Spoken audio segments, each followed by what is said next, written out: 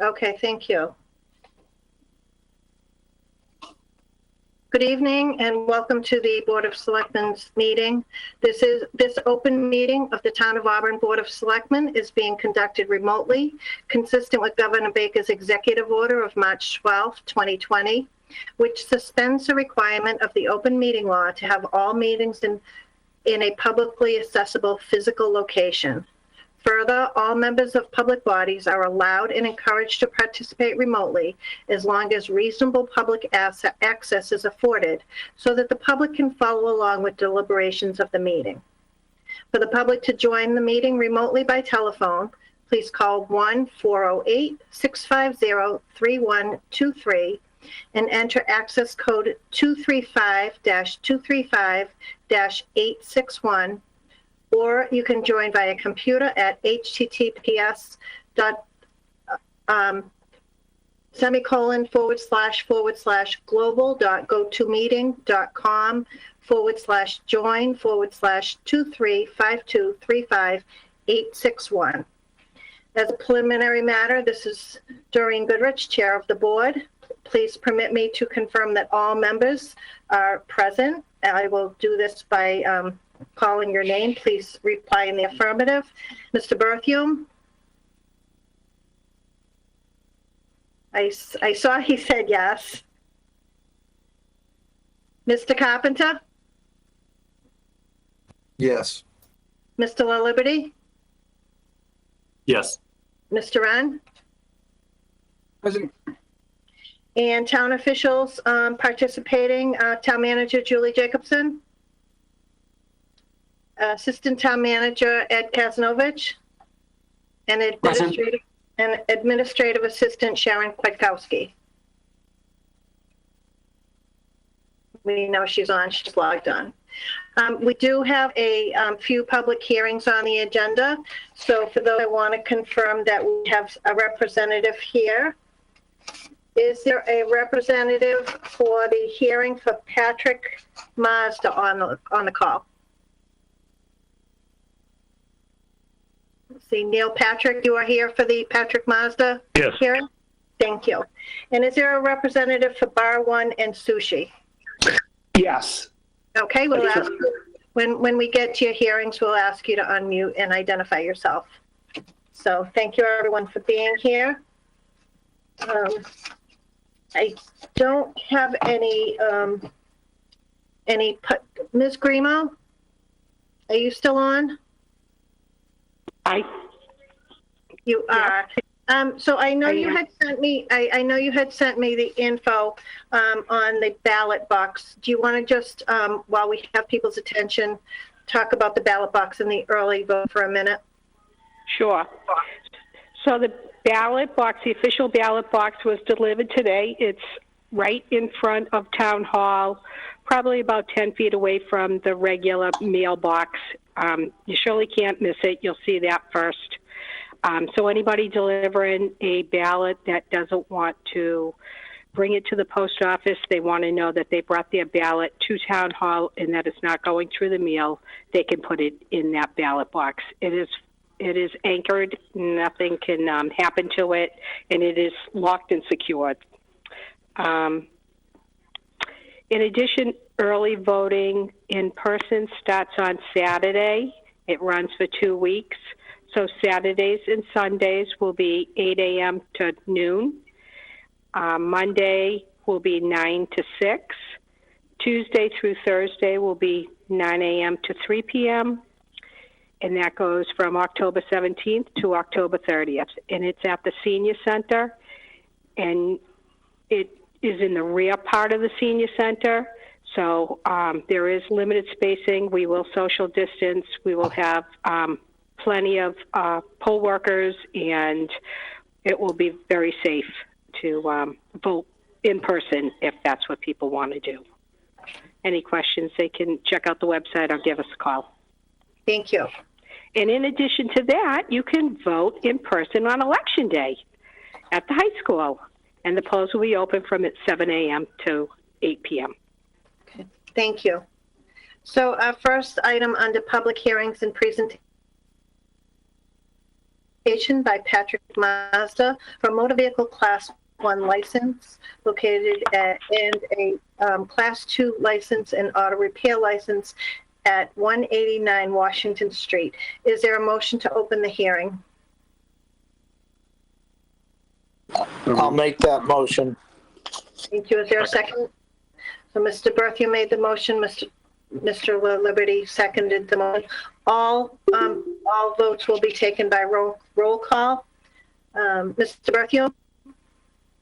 Yes. Mr. Liberty? Yes. Mr. Carpenter? Sure. Mr. Wren? Yes. And the chair votes yes. So we now are open for the public hearing for Patrick Mazda. Mr. Patrick, if you could just identify yourself once again for the record and tell us a little bit about why you're before the board tonight. Sure. My name is Neil Patrick. We reside in Worcester, Mass., but my business has been in Auburn for the last 23 years with a Volkswagen dealership on 519 Washington Street. The new site which we purchased is at 189 Washington Street, which we bought from the Lundgren family, who owns the Honda shop next door. We've already started building, and it's almost completed, a new dealership, state-of-the-art, at 189 Washington Street for Mazda. It's a beautiful dealership, and we're very proud of it, and we're proud to do business in Auburn, which we love. We plan on moving another dealership here sometime in the near future for Volvo, which will be also on Route 20 in Auburn.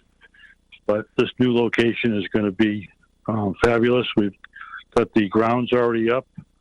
We plan on doing some landscaping very soon to keep the place in the realm and the looks of the way the Mazda company wants it to be.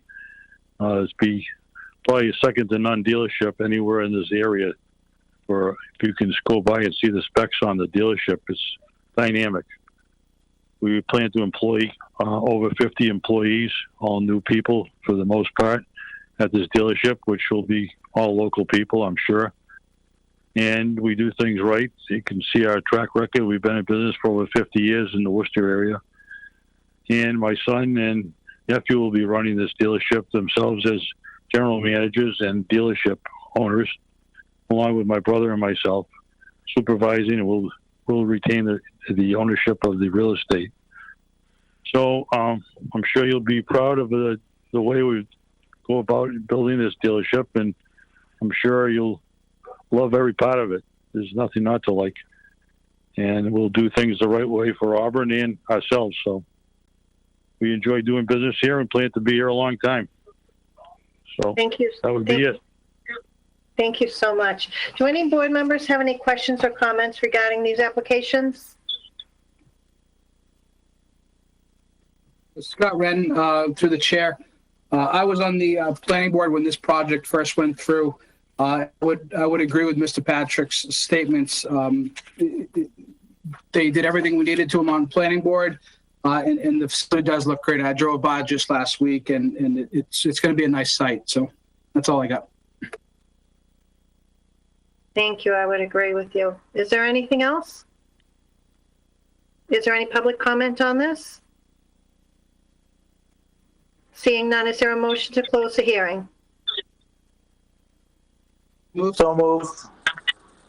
Mr. Berthew made the motion. Mr. Wren seconded the motion.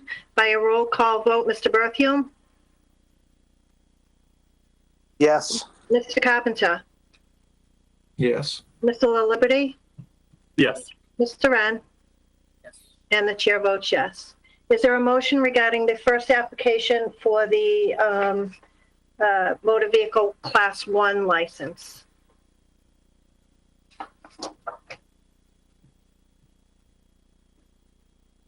Madam Chair, I'll make a motion that we approve the license application, provided that all applicable requirements of the state and town and any of its departments, boards, and commissions have been fulfilled. Said licenses are subject to all the conditions stated upon them.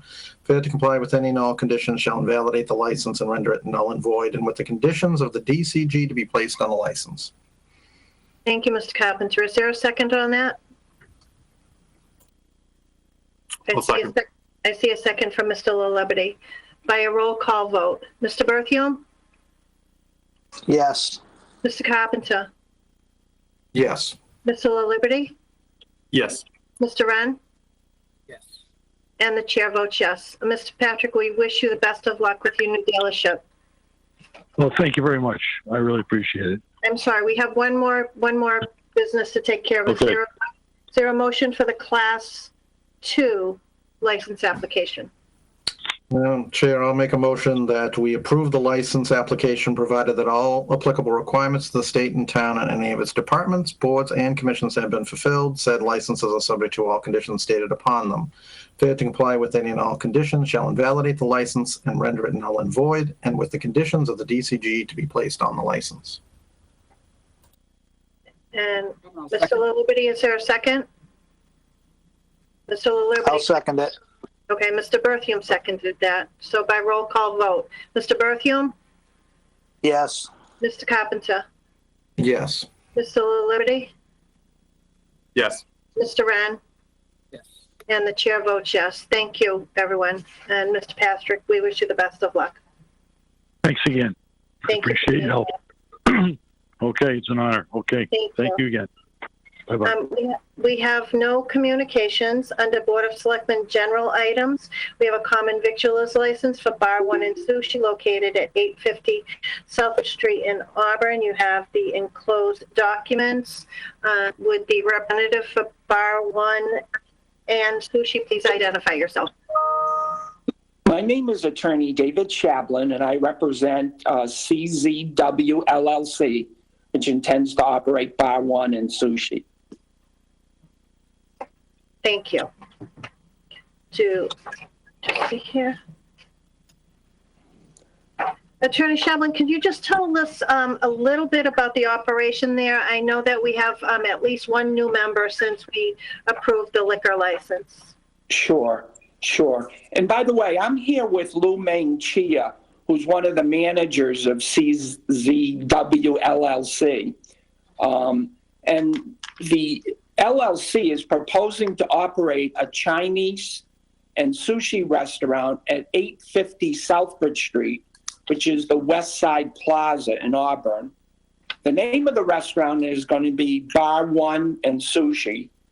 Currently, construction is still ongoing at the premises. The walls are up. The rough plumbing has been done.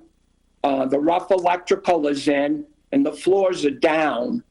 The restaurant itself will seat about 65 or so people, serving, as I said, Chinese food and sushi, together with a full bar. My client has received, as the chair has said, a approval for an alcohol license from the ABCC and from the town. My client also hopes to have or obtain a lottery license and Keno license from the Lottery Commission. Obviously, since construction is still ongoing, my client hasn't received a occupancy and is still working through the requirements of the Board of Health. They intend to open, hopefully, if everything goes according to plan, and these days you never know about that. All the plans get kind of put aside. But my client hopes to open the restaurant possibly by the end of November. Okay. Thank you, Attorney Shablin. Do members have any questions or comments?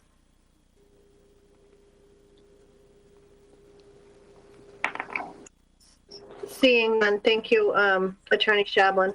Is there a motion regarding the application?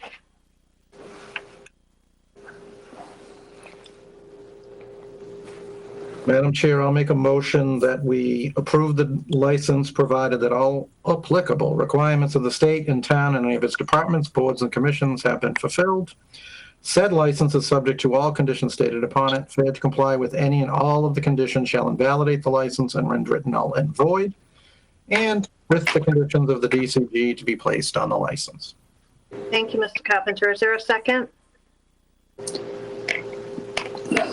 Mr. Wren seconded the motion.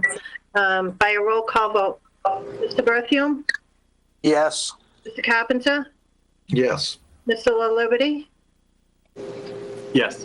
Mr. Wren, Yes. and the chair votes yes. And thank you, Attorney Shablin, for being here, and we wish the new owners all the best of luck with their new operation. And I, on behalf of my client, thank you very much as well. Thank you. Have a good evening. You too. Thanks.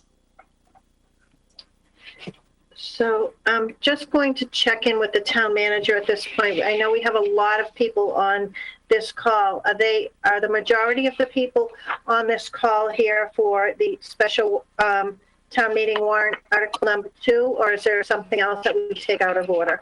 The majority would be here for Article 2 and Article 3. Shannon Regan is here, excuse me, on the town meeting warrant, I should say, which is item 4B and 4C on your agenda. And Shannon Regan is here for the TIF policy, which we may want to take out of order maybe after we go through the next couple of items. And then that should probably take care of everybody who's on the call. And the chiefs are also here on agenda item 5B. Am I correct? Let's see. Yes, so we have, if the chiefs are willing to stay on for 5B, as well as Darlene Coyle from the Board of Health. Okay, thank you. And then, as I said, the item that Shannon's here for, I'm just looking, item 6A. So if we just continue as we are right now, Madam Chair, and go forward with 4B, which is the town meeting warrant article, and the budget. Right. And for, that will also include Article 3, if anyone did have any questions, those sponsoring any articles beyond that are also on the call. So if there are any articles on the warrant, there are other department heads who are here to answer any questions, and all that can be done under 4C. Great, thank you. And thank you everyone for being here. So we're going to move on to agenda item 4B, which is a special town meeting warrant article 2 and proposed fiscal year 21 budget in response to COVID-19. So I believe Mr. Kazanovich will be making this presentation. Thank you, Madam Chair, members of the board. I'll try to remain short and concise this evening. I know you have a busy agenda, but I wanted to highlight some of the major changes that took place since the conclusion of our annual town meeting on June 2nd. Fast forward to 4 months ahead, been some major changes in revenue and expense as a result of COVID-19. Certainly, we're traveling down the road in advance of the release of the state budget. Hopefully, we'll be on course, although we left some flexibility in the budget if some additional changes are coming our way. But certainly we won't know that till after the conclusion of our annual town meeting. What's been provided to you tonight has already been mailed to our town meeting members. I can tell you I already received a couple of phone calls today relative to the information we put out, and that's a good thing. I'm glad town meeting members are reviewing their packets and asking questions in advance of our fall town meeting. For the fact that I think hopefully it will allow us to speed things up if we can get these questions in advance. Relative to Article 2 and Article 3, and let me refer you to page 2. I'll identify of my packet. I'll identify the changes in revenue and the corresponding reductions as a result of our revised estimates. If you look at page 2, you're going to see the local receipts as we estimated going into the annual town meeting, and the revised changes in the right-hand column with a total change in the far right-hand column. We're expecting a reduction in local receipts of about $648,000 from where we were roughly 4 months ago. So some of the major contributors to that is a large reduction in hotel motel tax. For the current year that we just closed out, we saw a major reduction in hotel motel just for the fourth quarter. Certainly one of our hotels was closed entirely. Some were open on a limited basis, but we can expect that even now they're not at full capacity. They may be at 50% capacity, as well as one being closed. So we know we're going to take a major hit there. Tax, we also received a reduction as a result of the fourth quarter. How that's going to translate for the upcoming fiscal year remains to be seen. So we try to remain conservative on that line item, not knowing if a surge is going to result in some additional closures or a further reduction in revenue. On the cherry sheet side, based upon the information we received from the Commonwealth of Mass, we're expecting level funding, which means early numbers are peak. We're going to lose about $510,000 of state revenue. So that, coupled with local receipts, we're expecting a revenue loss of $1.157 million. To offset that on the side, I'm going to refer you to page 3 of the packet. It's going to show you the changes in Article 2. I think we discussed some of these at the last meeting, and I open it up for questions if you have anything specific you'd like to ask.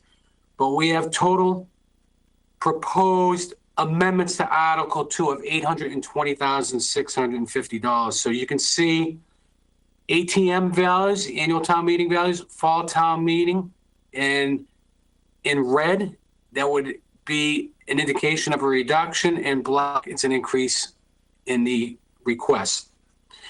Article 3, we have total amendment of $65,000. You can see those items in this handout. And if you take the sum of Article 2, the sum of Article 3, so $820,650 reduction in Article 2, Article 3 reduction is $65,000. And at the annual town meeting, we postponed tax levy funding for OPEB, which is an annual reoccurring appropriation. We put that on hold, and we're going to request that we fund that through our recent certification of free cash. That request is $400,000, not $500,000. Page 4 is a summary of where we left at the annual town meeting in terms of revenue. As you can see, we have a total reduction of $1,368,444 and appropriation offsets of $1,385,000. And we have to add in a request by the town clerk, Article 14 in this warrant, giving us bottom line change in appropriations of $1,365,650, a difference of $2,794.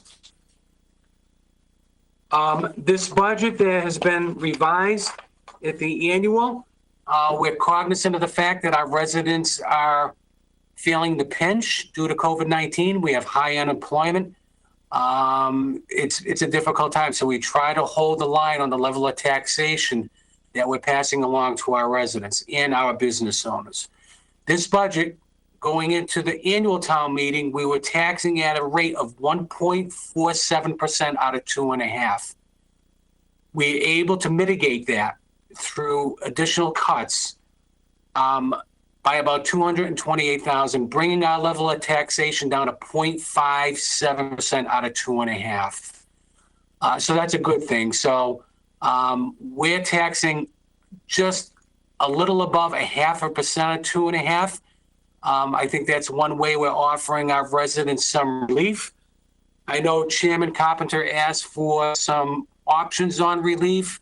There was a one-time consideration under the governor's proposed legislation that allowed for the deferment of penalties and interest on taxes through June 29th.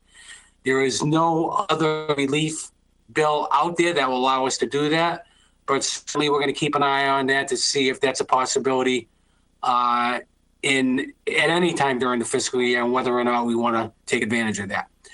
Short of that, I think we try to pass on some relief to our taxpayers by minimizing our level of taxation. So we were able to do that. In terms of free cash, Our recent certification gave us a net gain of $1,854,652. Under our current free cash policy, we're allowed to use 50% of that. That would be $927,326. We have 3 articles that we are requesting to be funded through free cash. One is OPEB, $400,000. Number 2 is stabilization, $250,000. I think it's important to increase those reserves in case we need a reliance, especially on stabilization in FY22, which we know will be another difficult year. And there are repairs on the repairs to engine number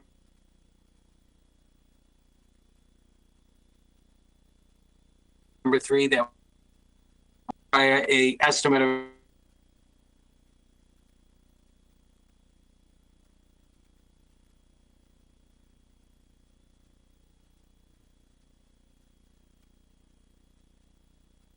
camp operations in any, or maybe else that anticipated that back to town meeting and appropriate directly out of free cash.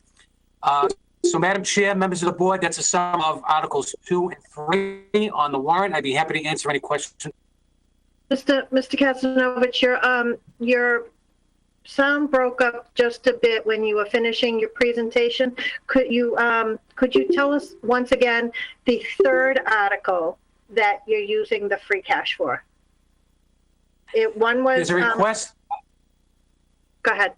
After you, Madam Chair, go ahead. No, just the 3rd item you broke up on. So if you could just repeat that information.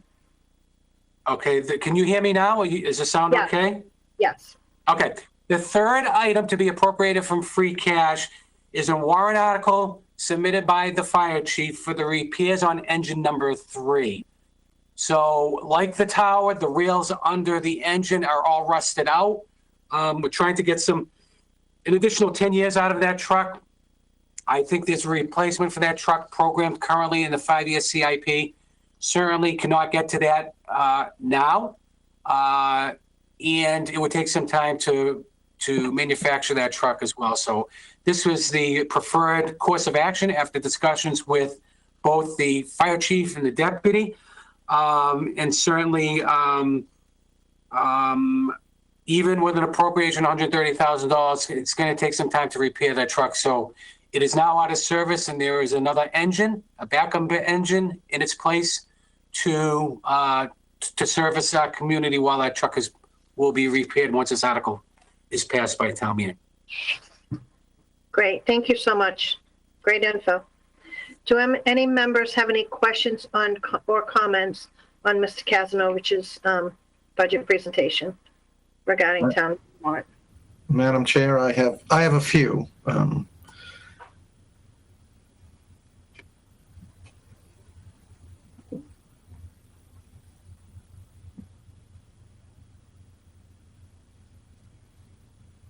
Is it okay to proceed? Yes, I didn't hear you. please Okay. do it. Yep.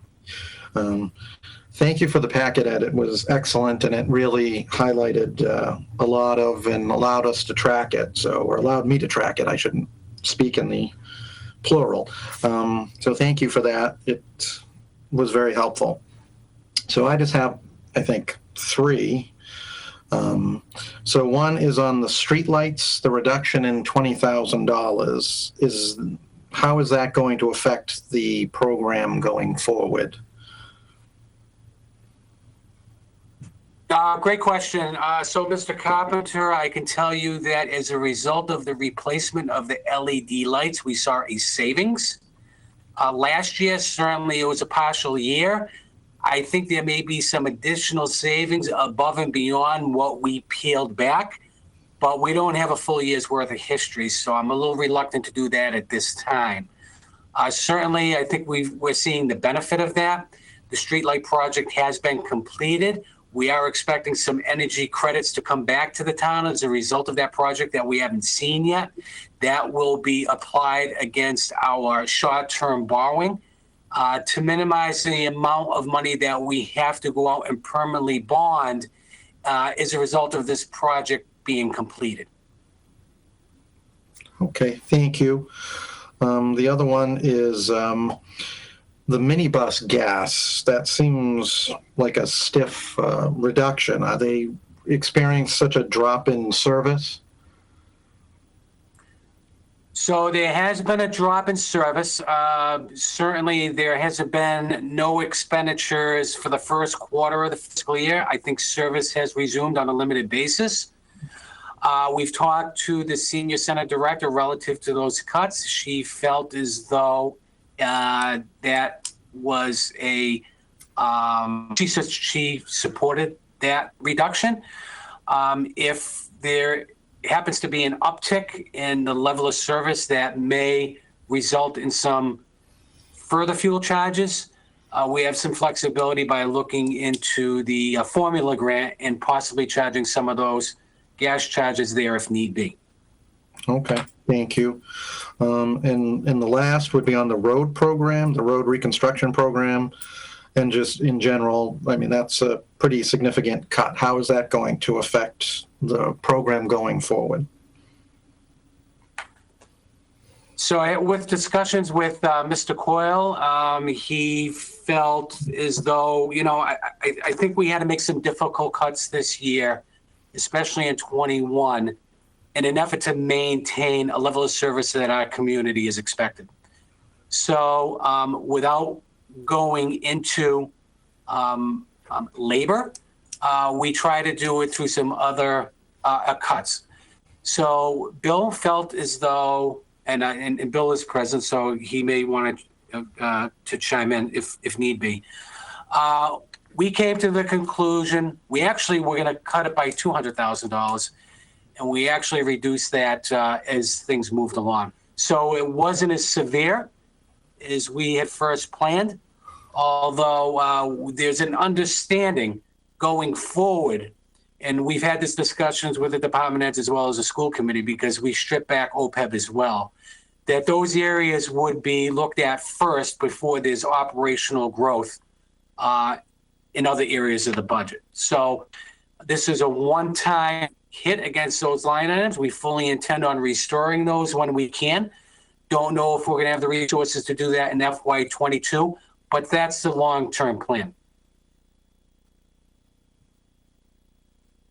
Okay. Thank you, Ed. Is that all you have, Mr. Carpenter?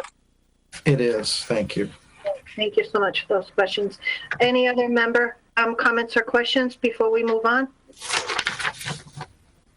I just want to thank Mr. Kasanovich for responding to a few questions from town meeting members. I know a town meeting member reached out to me earlier, and Mr. Kasanovich was able to answer their questions, so I just wanted to thank him for that. You're welcome. And I'll just add that I want to thank you all for this. Is really some impressive financial work you've done here, considering that we are in a global pandemic, and to look at some of the lost revenue is just incredible, and to see you manage it is very impressive. So thank you, everyone, for your work. We are going to. Do any other members have any comments or questions before we move on to the articles? Madam Chair, if I can just jump in too, I want to thank all the department heads who have worked with Ed and I over the last few months since the COVID outbreak, and really thank Ed for all the work he's done. It's incredible what we've been able to come up with for creative solutions to some revenue shortfalls, and just want to thank all the department heads for their understanding, their support, and recognizing that in some of these cases we are going to have to accomplish more with less in certain areas. And again, our commitment is to try to get everybody back to where they were previously, if we can. Certain departments won't be able to absorb that right away, but we just want to thank everyone for working with us. And they're all on the call this evening in case anyone had any questions specific to a department or a division, but everyone's just pulled together and worked really well together. And we anticipate that this will get us through. As Ed said, we're waiting to see what happens at the state level, but we think with these particular reductions that we'll be in good shape. So I just want to thank everyone. Great.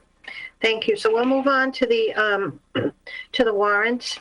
So we will work through Articles 2 through 14, and the motions that we can make are a motion to recommend, a motion to not recommend, a motion to defer to the petitioner, or a motion to take no action at this time. I assume everyone has the warrant in front of them, board members, so I'm not going to read the entire article. And as Ms. Jacobson pointed out, the sponsors of each article are here. Please let me know if you have any questions on that article before we move on. So I'm looking at Article 2. Does a board member want to make a recommendation, a motion on that article? Madam Chair, I'll make a motion to recommend. Thank you, Mr. Carpenter. Is there a second? Second. Second by Mr. Berthium. Is there any discussion on this? By a roll call vote, Mr. Berthium? Yes. Mr. Carpenter? Yes. Mr. LaLiberty? Yes. Mr. Wren? Yes. And the chair votes yes. Article 3 by the town manager. Is there a motion? So moved to, recommend approval. Is there a second? I'll second. Mr. Carpenter seconded and Mr. Wren made the motion. Is there any discussion or comment? Seeing none, by a roll call vote, Mr. Berthium? Yes. Mr. Carpenter? Yes. Mr. LaLiberty? Yes. Mr. Wren? Yes. And the chair votes yes. Article 4 by the school committee. Are there any questions or comments? Ms. Worsbicky is here if there are any questions. Just a quick question, Mrs. Goodrich, if I could. Of course.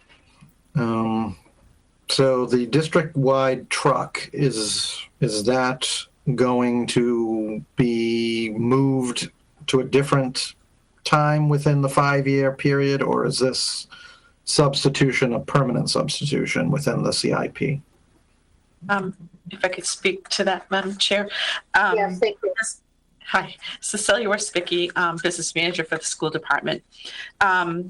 In answer to your question, we've already purchased the vehicle. We're waiting for it to come in, but it ended up coming in at a cheaper price for the vehicle. So we had some extra funds left over. So we were looking to repurpose those funds to be used to continue our exterior door upgrades at Auburn High School, because we had originally put together some CIP funding for that, and that came in a little bit higher than we had expected. So we were looking to use the excess funds from the truck purchase to use at the Auburn High School for the exterior doors. So we will be getting the truck. It's been ordered. We're still waiting for it to arrive, but it came in under what we had originally anticipated.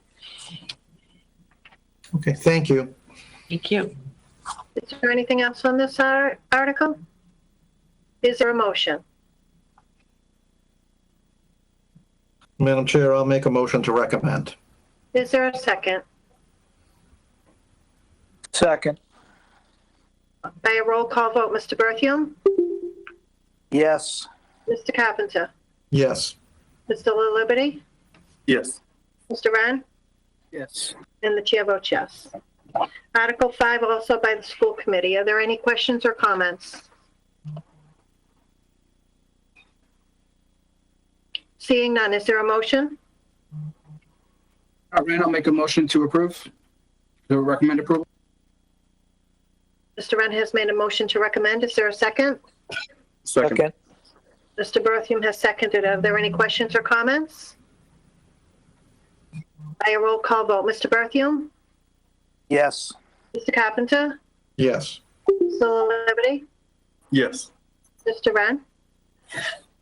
And the chair votes yes. Article 6, also by the school committee. Are there any questions or comments for Ms. Worsbicky? Madam Chair, Yes. my question would be the same. Is this something that we're putting off and it will be reappearing later in the CIP process, or is this a total replacement? Basically, Article 6 is when we had originally planned to take out the oil tank at Packagug, we didn't know what shape it would be in when it would come out, and we were questioning whether there would be any environmental impact when they were removing it. So we were very happy to report that it came out successfully with no environmental issues. So we had a little bit of extra money placed there just in case, because we didn't want to come up short should we have to do any extra work beyond removing the tank. So with the excess money, we repurposed those monies back to Packagug, the school itself, for continued work on HVAC and air quality there. So that's what we're looking at. So the oil tank has been removed. It's all set. The excess money from that our CIP article, we're just looking to repurpose that to the HVAC at the same school. Okay, thank you very much. Oh, thank you. Is there anything else on this article? Seeing none, is there a motion? Madam Chair, I'll make a motion that we recommend. Is there a second? Second. We have a motion and a second by a roll call vote. Mr. Berthium? Yes. Mr. Carpenter? Yes. Mr. LaLiberty? Yes. Mr. Wren? Yes. And the chair votes yes. Thank you. That's, I believe, all we have for the school committee. And thank you for being here. Yes. Yes, go ahead, Mrs. Jacobson. As long as before Cecilia logs off, I just want to, and I think I speak for Ed when I say this, we want to thank the school department. I can't tell you what a great partnership we have with them. This has not been an easy process for anybody. And Dr. Hanfield, started this position July 1st, probably the worst time you could ever start a new position like this, facing what he's been facing. And he's just been tremendous to work with Ed and I, as has Cecilia all along. It's just, we've got a good partnership. Anything that we've all put on the table, we're open to discussing. And I think we've all come up with what we feel is the best solution for everybody. So we just want to give a public thanks to Dr. Hanfield, to Cecilia, and to the school committee, because they really have been great partners in this whole process with COVID. Thank you for that chance. Thank you. We're very appreciative of you as well. And I will pass that on to Dr. Hanfield and the school committee members. Thank you. Thank you for being here tonight. Thank you.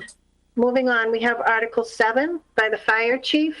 Are there any questions or concerns for the fire chief? Yeah, Madam Chair, through you to the chief. One cool thing about having this on Zoom is I can Google things while we do it. So I didn't know what stair chairs were. And to the chief, I was just wondering how many stair chairs you were looking at to get for the ambulances in town. Sure. Thank you.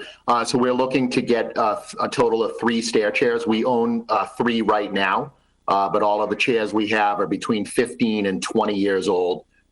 They've got a lot of wear and tear. They're really starting to break down. So we're looking to just replace the 3 that we own. And as it states in the warrant article, that will be coming from ambulance receipts as the appropriation. Great. Thank you very much. Is there anything else on this article? Is there a motion? Motion to recommend. Recommend approval. Okay, we have a motion by Mr. LaLiberty and a second by Mr. Wren by a roll call vote. Mr. Berthium? Yes. Mr. Carpenter? Yes. Mr. LaLiberty? Yes. Mr. Wren? Yes. And the chair votes yes. Moving on to Article 8, also by the fire chief. Do we have any comments or questions? Seeing none, is there a motion? Motion to recommend. Is there a second? Second. There's a motion and a second by a roll call vote. Mr. Berthium? Yes. Mr. Carpenter? Yes. Mr. LaLiberty? Yes. Mr. Wren? Yes. And the chair votes yes. Article 9 by the town manager. Are there any questions or comments? I believe we just got an explanation by the CFO. Is there a motion? Motion to recommend. Is there a Second. second? We have a motion and a second to recommend. Is there any discussion? Seeing none, by roll call vote. Mr. Berthium? Yes. Mr. Carpenter? Yes. Mr. LaLiberty? Yes. Mr. Wren, Yes. and the chair votes yes. Article 10 regarding OPEB. Any questions or comments? Is there a motion? Motion to recommend. Is there a second? Second. There's a motion and a second by a roll call vote. Mr. Berthium? Yes. Mr. Carpenter? Yes. Mr. LaLiberte? Yes. Mr. Wren? Yes. And the chair votes yes. Article 11 by the town assessor. Are there questions or comments? The chief assessor is on the line with us. Madam Chair, just for clarification, this is going to cover the entire cost of these services? Mr. Willard? Are you there? Ms. Jacobson, can you take that question then? I can take this question.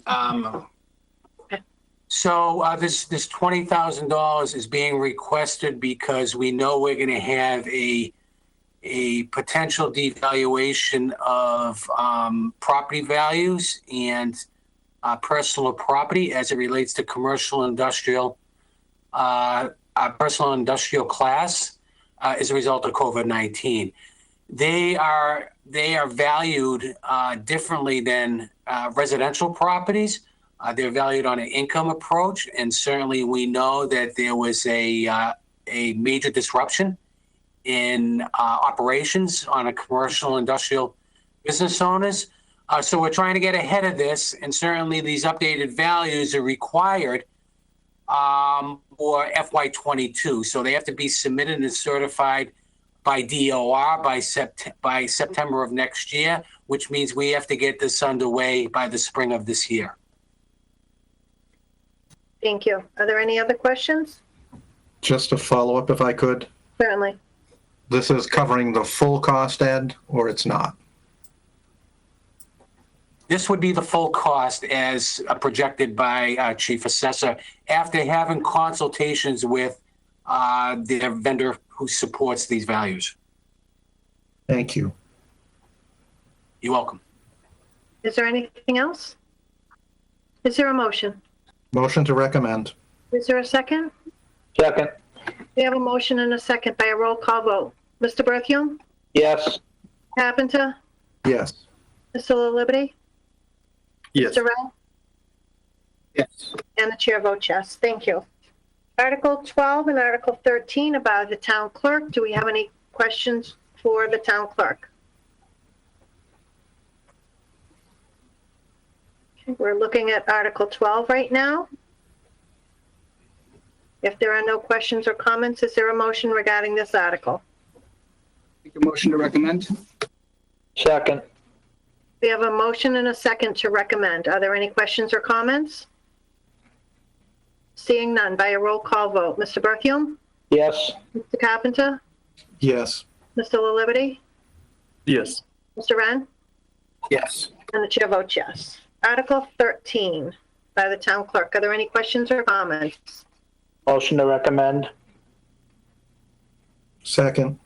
We have a motion and a second. Mr. Kazanovich, can you just tell me where the 20,000 is coming for this article? I didn't seem to connect it with this. So we have a provision for abatements and exemptions that is raised every year on the tax recap sheet.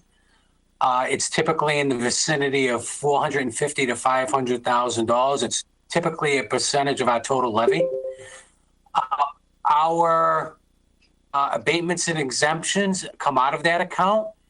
And what DOR allows you to do is any unexpended balance of that reserve, you're allowed to carry over from year to year and address any cases that may go for before the appellate tax board. So as a result of that, we have to provide for any potential pending liabilities that may be from prior fiscal years. And we review that every year to determine whether or not we have adequate surplus that could be turned back to the general fund and used for one-time appropriation. So after consulting with Seth and his review, I do a review, he does a review. We determine that there is at least $20,000 of reserve available for the purpose that this is being appropriated for. Okay, thank you. Any other questions or comments? By a roll Madam call. Chair. I'm sorry? Madam Chair, through you to Mr. Kastanovich, I have a question just because I got a question about this particular article from a town meeting member, and I think you've already answered it to them, but can you just explain why this was necessary to move $20,000 for the special election? So, are we talking about the overlay or the special election? We're looking at Article 13 Right. and the 20,000 for the unanticipated costs for the special election.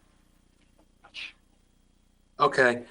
So, as you recall, the primary election, we had to hold a dual election, one for the vacancy seat that was vacated by the resignation of Chairman Holstrom.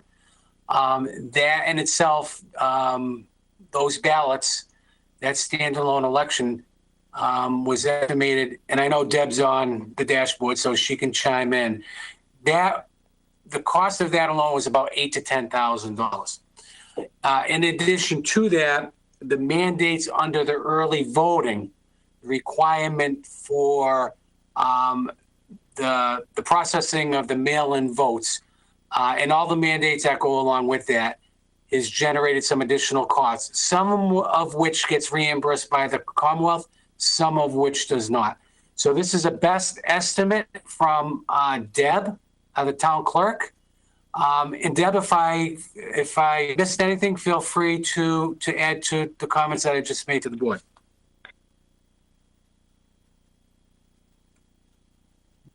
Okay, so like Eddie said, we did just estimate the costs with the special legislation this year due to the pandemic and with the special town election. The special town election itself is approximately about $10,000 it cost us. And then with the vote-in, early voting in person, vote by mail ballots, they added a lot of things to go along with the elections that were remaining for the year in 2020. So we have a lot of unexpected costs that were not in the budget that was recommended in June. So that was just an estimate that we went with the 20,000. Great. Thank you both. Is there anything further? Is there a motion? I'll make a motion to recommend. Is there a second? Is there a second? Mr. Wren made the second. Any further discussion? By a roll call vote. Mr. Berthium? Yes. Carpenter? Yes. Civil Liberty? Yes. Mr. Wren? Yes. And the chair votes yes. And Article 14 is by a citizen's petition regarding the zoning map bylaw.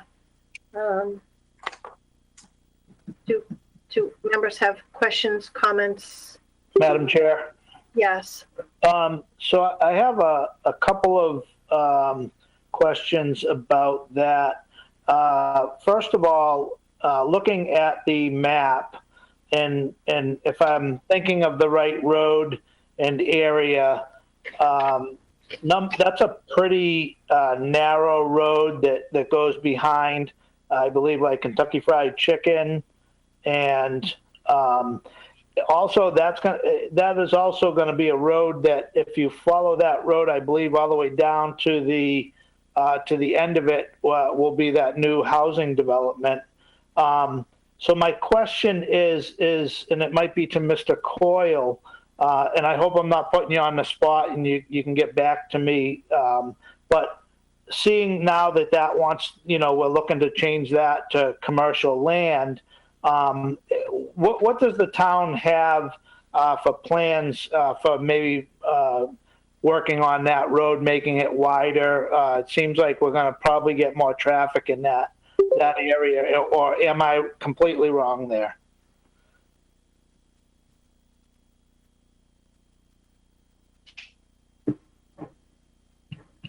Mr. Coyle, that question was for you. Just through the so Mr. Berthium was asking whether there's any consideration for, we're on the warrant article for the citizens petition to see changing the zoning for Maple Street down near Route 20. And Mr. Berthium asked if there's any consideration for widening that road in the near future. Sure, Madam Chair, thank you. There is no consideration for widening that section of road this time.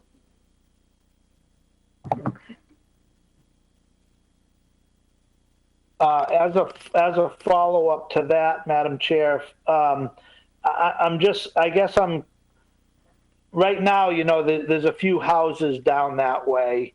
And so, you probably have minimal traffic.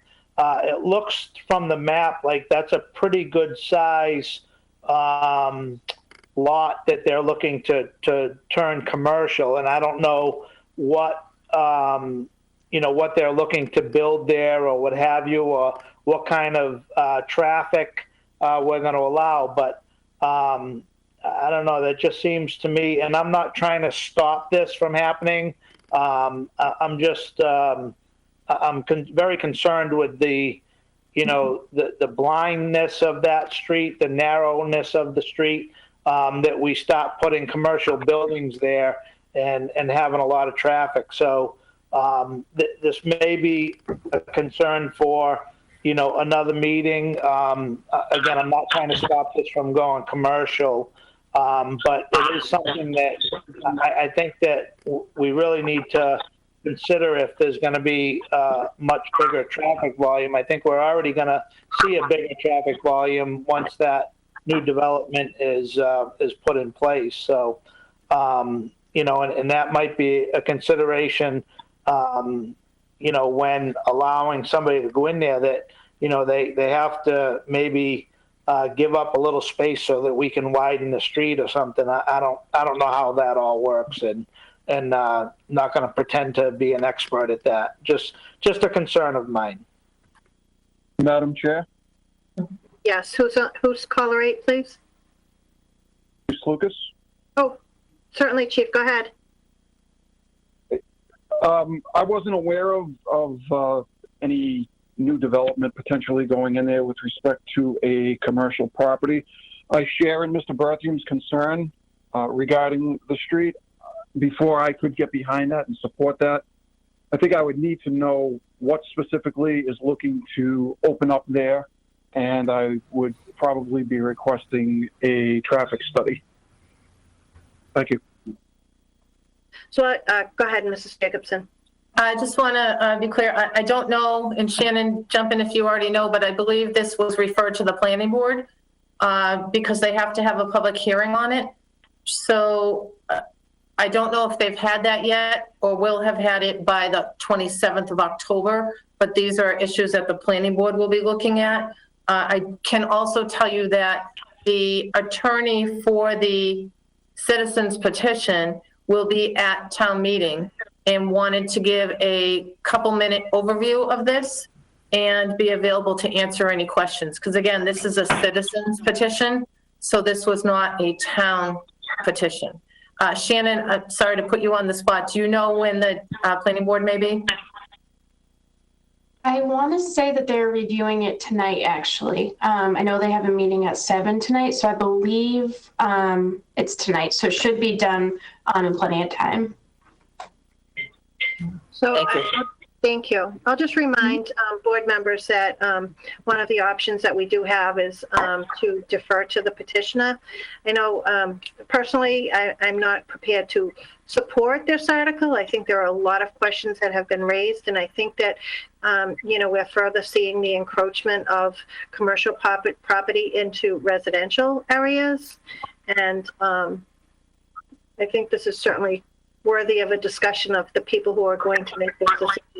I couldn't support it in the way it's presented now, but board members can make any motion that they wish regarding this article. Madam Chair, I would make a motion that we take no position at this time. Planning board is meeting tonight on this, holding a public hearing, and I'd like to hear from them before we choose any action, one way or the other. Mr. Carpenter has made the motion to take no position at this time. Is there a second? I'll second Mr. Carpenter's motion. Is there any further discussion? Seeing none, by a roll call vote. Mr. Berthium? Yes. Mr. Carpenter? Yes. Mr. Liberty? Yes. Mr. Wren? Yes. And the chair votes yes. Thank you very much. That is the warrant. I'm going to ask if we can move a couple items up so that some of the people who are on the call can get on with their evening. So hold on one moment. I wrote it down here.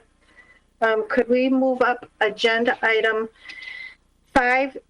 Hold on a second. 5B, the Halloween event. Is there a motion to move up the item? So moved. Is there a second?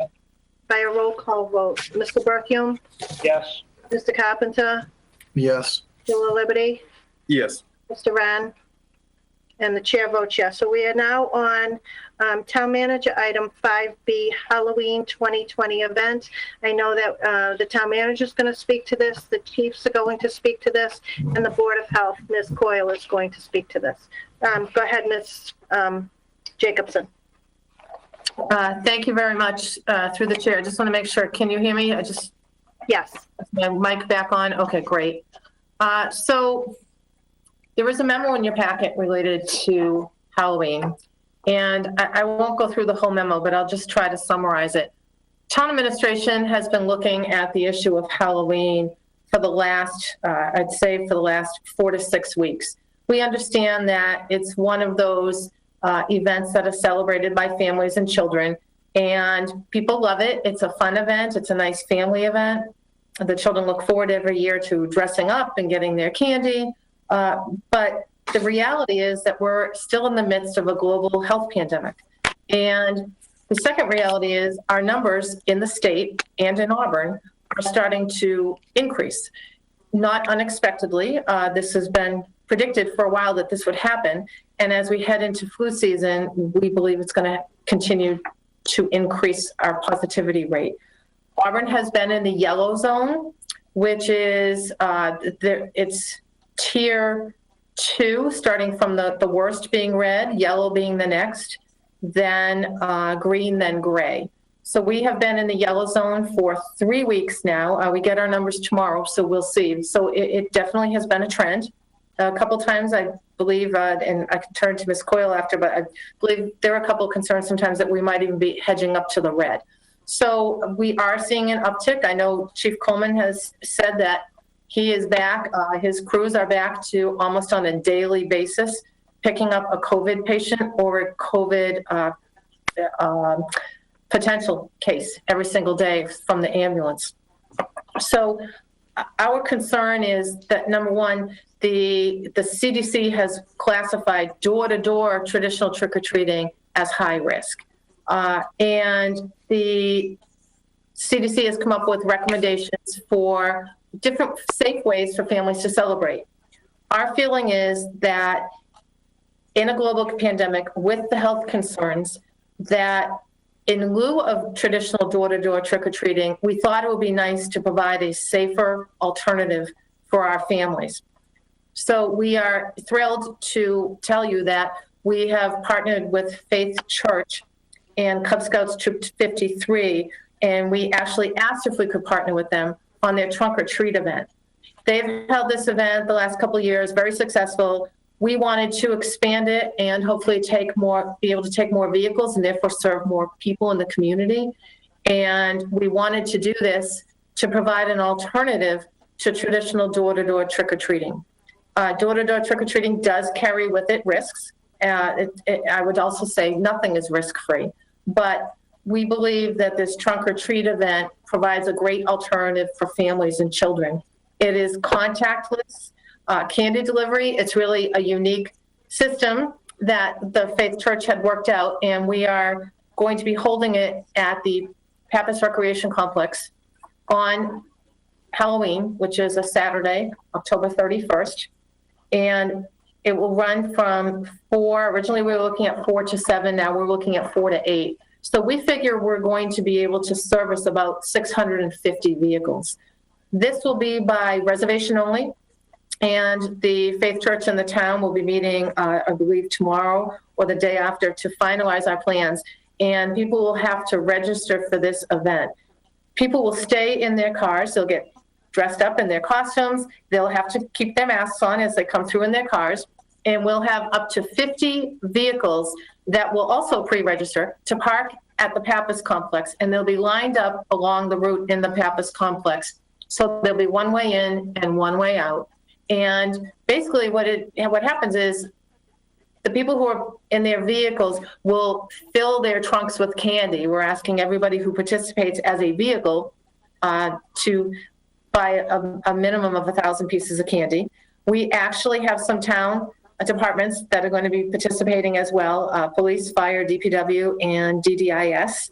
And I hear a rumor they're wearing costumes, although some of them may deny that. But we want to participate as well as members of the community. It is contactless delivery of candy. So therefore, the candy has to be delivered to the people in the vehicles without using hands. So it's pretty much as safe as we're going to get. The volunteers also have to wear masks. And we believe that by providing a safer alternative for Auburn children and families, that it is still a great way to celebrate Halloween. And there are other alternatives as well if you don't want to do that. And we want to highlight that the CDC is recommending that families, maybe one or two families meet out in your yard and do something outside. Maybe you can do a scavenger hunt looking for candies with a couple of families. Make sure it's outside. Make sure you're doing things with your neighbors. If you want to bring your children to your next door neighbor's house and your next door neighbor and you know where the candy's been and you know that both of you are healthy, we're not trying to stop that, but what we are trying to stop is large scale trick-or-treating on a townwide basis. I think the one thing I do want to add in here is that there are a couple of communities who are immediately abutting us who have canceled their trick-or-treating door-to-door. And there are neighborhoods in Auburn that abut some of those communities that they expect that if trick-or-treating were to go forward as traditional door-to-door, that they may get an influx of children from other communities that are not having it because the children are looking for somewhere to go. I can also tell you that we have received several calls in our office, which is also your office, the town manager of the Board of Selectmen, from people who do not want to have traditional trick-or-treating. They're afraid. And they've got some concerns, and many of those are seniors, and some of them are not seniors. They're just concerned about children coming to their door, holding their rails, touching their doorknobs, touching their doorbells. There's a lot of opportunity here for transmission, and there are some concerns in the community. So we feel that we want to see people celebrate. We want to see the kids have fun. We want to see them have candy, but we want to do it in a safe way as we can. And we do not believe that door-to-door is the appropriate mechanism for celebrating this event this year. And I don't want to speak for everyone, but since I'm the only one talking right now, and then I'll stop, I can tell you that this comes from the police chief, the fire chief, the DPW director, the public health director, the assistant public health director, the Board of Health. We've all been looking at this so carefully. We don't want to be the bad people who have to say we don't want to have fun. We do want to have fun, but we want to make sure that fun doesn't result in an uptick to this community. We work so hard to keep those numbers down, and the people in this community have worked hard to keep those numbers down, and yet the numbers are going to continue to increase. So we feel that our appropriate recommendation to the board would be to not hold traditional door-to-door trick-or-treating, to not set a time, to not make it an official trick-or-treating date this year, and to, in lieu, encourage people to participate in the trunk-or-treat.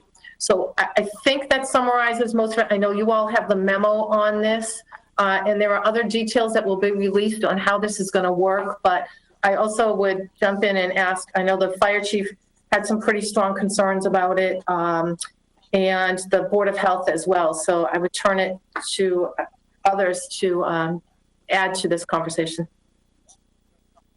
Thank you, Mrs. Jacobson.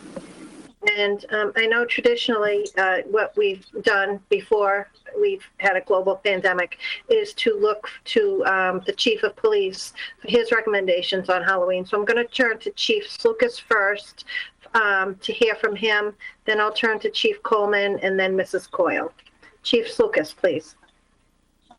I guess to summarize, it would be pretty much Julie kind of summarized rather eloquently, and basically we're all in agreement. We're all on board. We all think that this is the best way to go about it and the safest way to go about it. And it's as Julie said, it's a joint recommendation from everybody.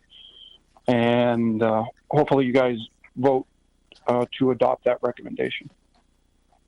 Thank you, Chief. Next, Chief Coleman. Thank you, Madam Chair. As the town manager said, this is a difficult decision, and I'm glad to see that the community is at least providing an option. But, from my perspective, I just can't in good conscience support an endeavor in a global pandemic as we see COVID numbers continue to climb. And as I mentioned to the town manager today, until I stop seeing my crew members have to get dressed in Tyvek suits to get on the ambulance, to go out on COVID suspected or COVID positive calls on a daily basis, I just can't in good conscience support that door-to-door decision. So I would support the committee's recommendation and what was outlined by the manager this evening. Thank you, Chief. Next, I'll move on to Mrs. Coyle. Thank you very much. Julie did a fabulous job summarizing what we have spent hours and hours and days in discussion about this topic. Halloween is normally so fun for families and kids, but this year is different. This year is different for everything, pretty much since the start of the year. And unfortunately, as we see the COVID number rise through the state and also through the town of Auburn, we've been in the yellow zone for 3 weeks, and it's possible that we can go to the red zone. And not knowing where we're going to be in several more weeks, it's difficult to plan anything. But we know that Halloween is going to typically bring people together, and that's why we thought what a great opportunity for the trunk or treat, working with the Faith Church. They have been absolutely wonderful. They've done trunk or treat events in the past, and they were completely very open to having discussion with us about trying to do something fun for the community and offering this as an alternative event. So this opportunity for the Trunk or Treat Reimagined is a drive-through trick-or-treat event, and we figured that is still a way to offer something positive to the community, actually have some fun, and do it in the safest manner possible. So we think that this is a great opportunity. It brings a lot of people together with great ideas, and we think that this is the best decision for our town this year. So I thank you for the opportunity, and thank you for the consideration of trying something different this year in order to keep everybody safe. Thank you. Thank you, Mrs. Coyle. And Mr. Coyle, did you want to add anything? I assume that your department will be involved in the logistics of this operation. Sure. Thank you, Madam Chair. I think it's a great alternative. I think the Pappas Recreational Facility is a great place to hold this, and we'll be coordinating with all the departments to make sure that it moves forward in a safe manner. And I agree with the town manager and all the department heads. I think it's a great option for us to keep the residents and the kids of Auburn as safe as possible. Thank you. Thank you. Do board members have any questions, comments? Yeah, this is Scott Wren. Hold on, Mr. Wren first, and then I'll move to Mr. Berthium. Mr. Wren, go ahead. Living in one of the neighborhoods here in town that has a ton of trick-or-treaters, and speaking to several residents in the community this weekend, I can definitely say I lost some sleep. I got some really good recommendations from people saying to put tables at the end of your driveway, having reduced hours, maybe spreading candy out on the tables, and requiring everyone to wear masks. And it really had me flip-flopping on this one a lot because, again, this is a big night for a lot of people. But the policing of it seems really difficult. And for all the reasons Julie stated, I think she again eloquently stated all the reasons why we should be adopting this policy here, and especially Chief Coleman. I mean, if we see numbers on the rise, I just don't think it's the responsible decision as much as I'd very much like to say that we could hold Halloween. It's a tough one, but I do support that we not hold it this year. Madam Chair? Mr. Berthium, you're next. Yeah, I just want to go on the record as saying I completely respect all of the leadership in town. I totally appreciate the fact that you came up with an alternative where other towns just canceled the event altogether. I am starting to get concerned because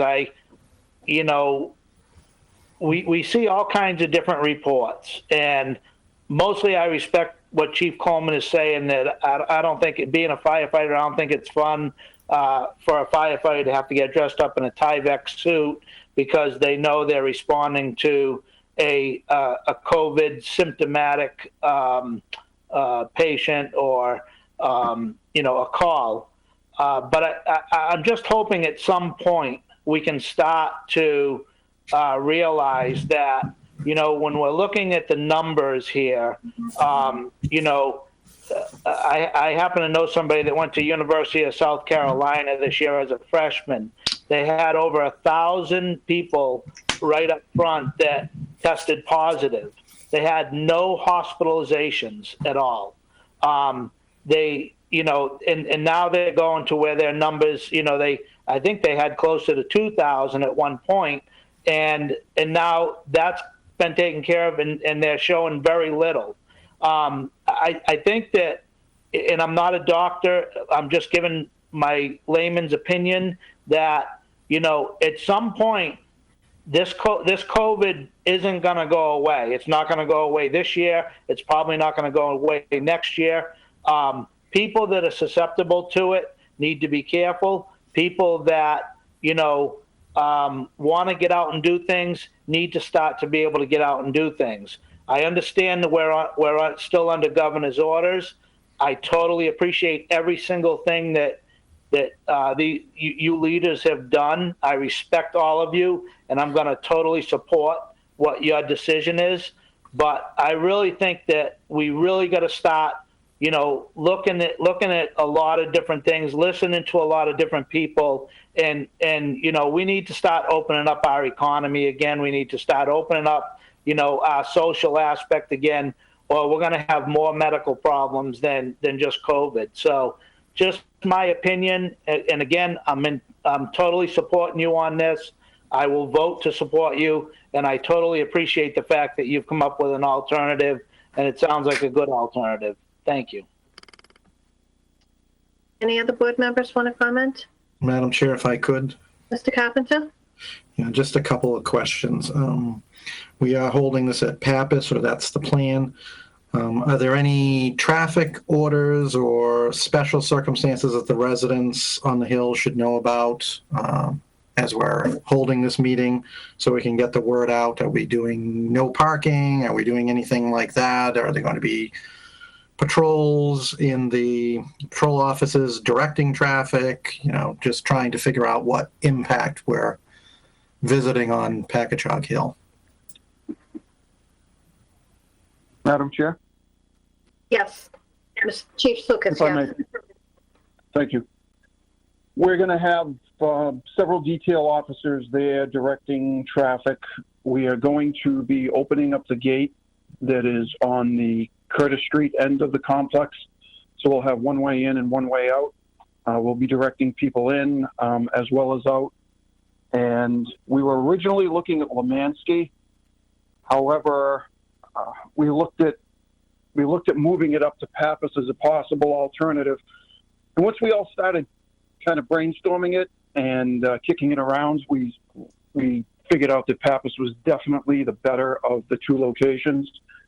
So we'll give it a shot this year, see how it goes, and take it from there. But yeah, we do have a traffic mitigation plan that we'll be using, and hopefully it's a fun, safe event.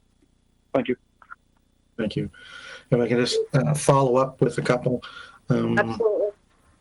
So, Chief Lucas, through the chair to you, are we talking about on Packagug, or we're just talking about patrol officers within the park itself?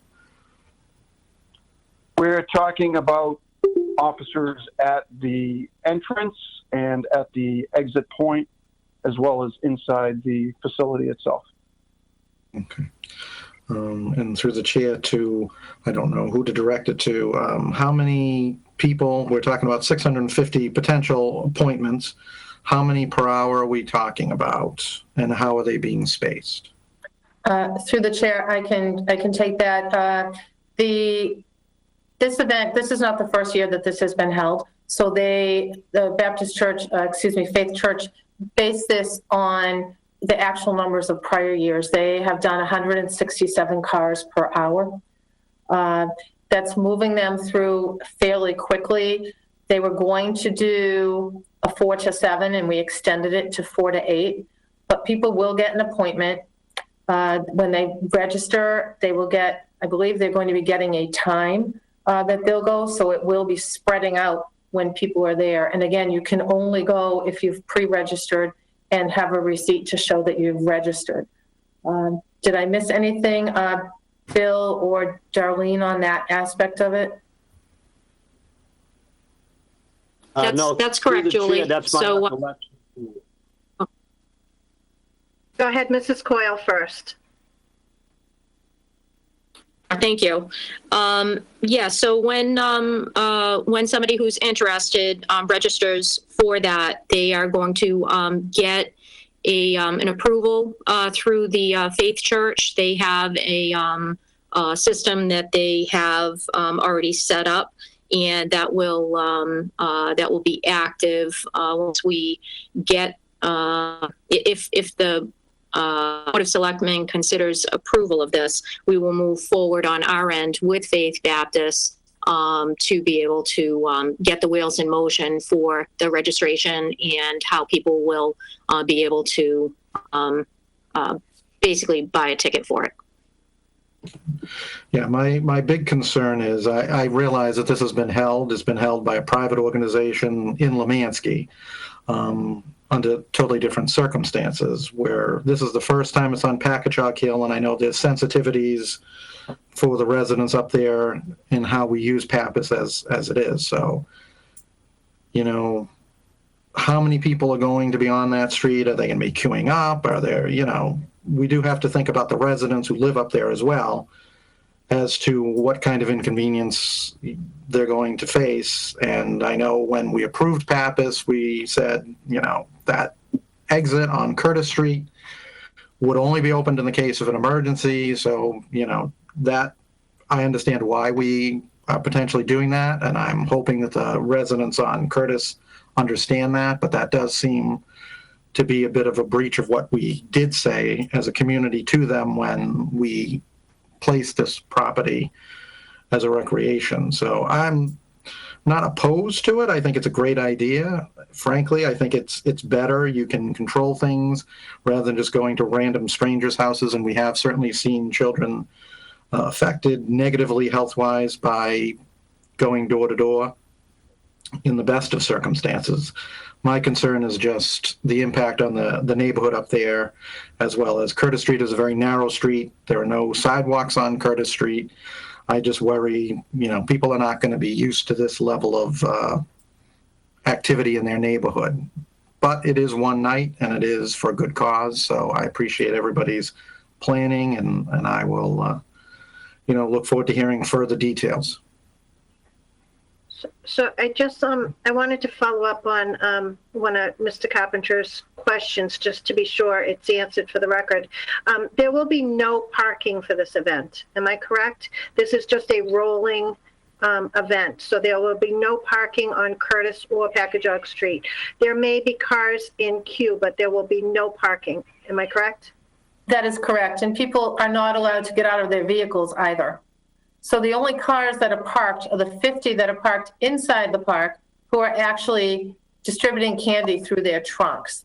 I do, if it's okay, Madam Chair, I'd like to just ask Bill Coyle, our DPW director, to just comment, because we looked at a lot of different traffic layouts with he and the police chief, and we feel that this is by far the safest, that there is a public safety concern if you didn't open Curtis Street.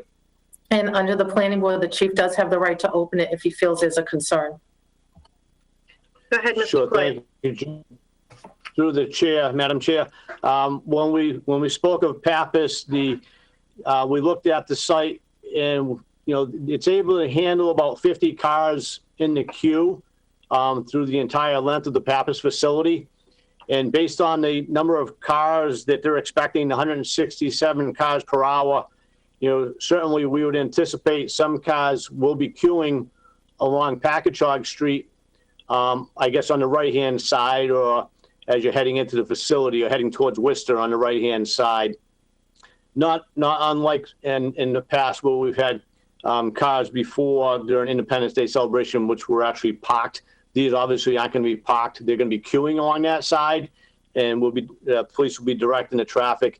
We're expecting should go off at about one car for every 20 seconds. So that would be 3 cars a minute.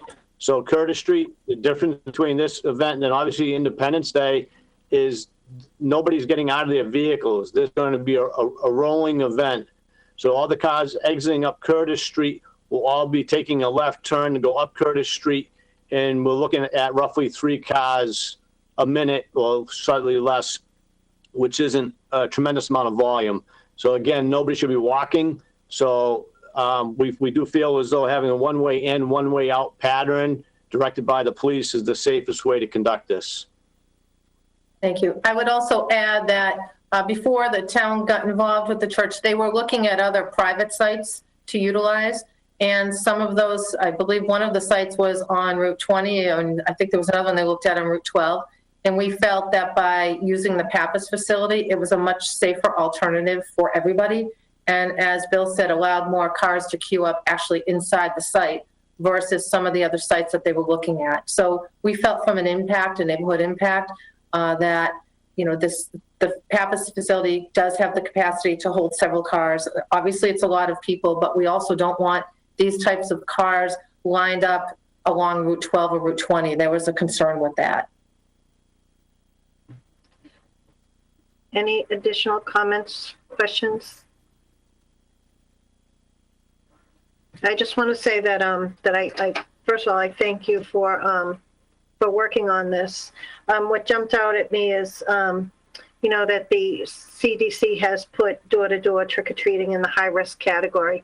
Certainly, we don't want to have something happen and have it come back on us.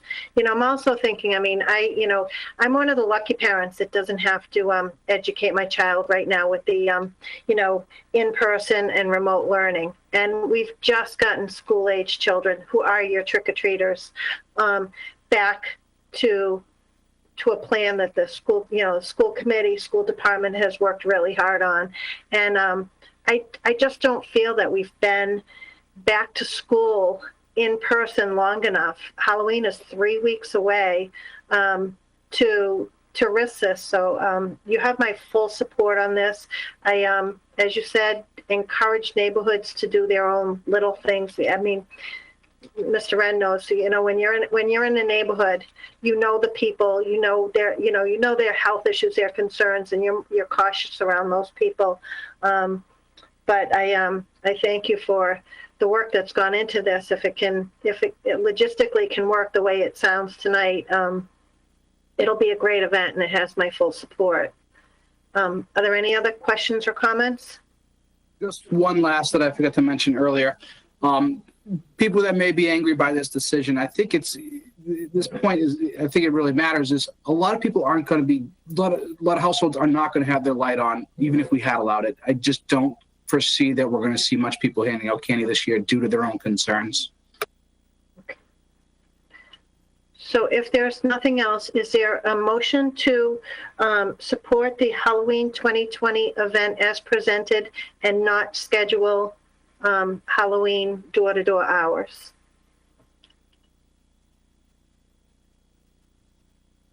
Madam Chair, I'll make the motion to support the trunk or treat event and to not designate regular trick-or-treating hours. Is there a second? I'll second that. So we have a motion and a second. Is there any further discussion on this? Madam Chair, the only thing I would say is Mr. Wren just brought up a great point. And obviously there are going to be people that are going to go out regardless of what we vote and regardless of the fact that our leadership has done a great job of giving us an alternative. And I would just say that for those people that do decide to go out on their own and do the trick-or-treating, please respect that if somebody doesn't have a light on, that, you know, they may be vulnerable, and that's why they have their light off, and they don't want people coming up and touching their doorbells and handrails and things like that. So if you're going to go out and go against what we're recommending here, please at least have the respect of everybody that shuts their lights off and doesn't want to answer a door. Okay, if you see people outside that are willing to, stand there with a basket or something, I think obviously we're going to see that to a certain extent, but be very respectful, especially in these times. Thank you. Thank you. And I'm sure you've thought of this, and Mr. Carpenter spoke of it just under discussion. I really think that, Mrs. Jacobson, it would be appropriate, because we are opening that rear gate, to notify the residents of Curtis Street that there will be no parking, there'll be no, walking on the street, but there will be a steady flow of controlled police enforced traffic for that window on Halloween, just so that they know what's happening.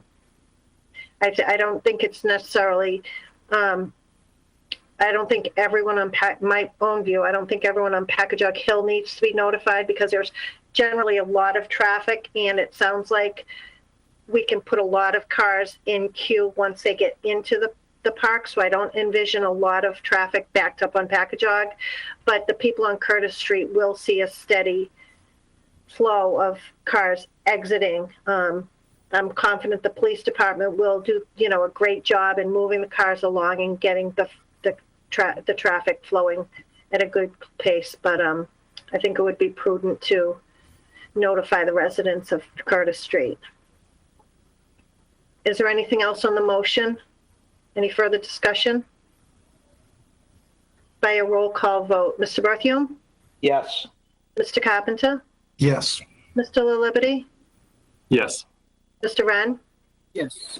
And the chair votes yes. Thank you, everyone. I know that was a tough one, but I feel we did the right thing.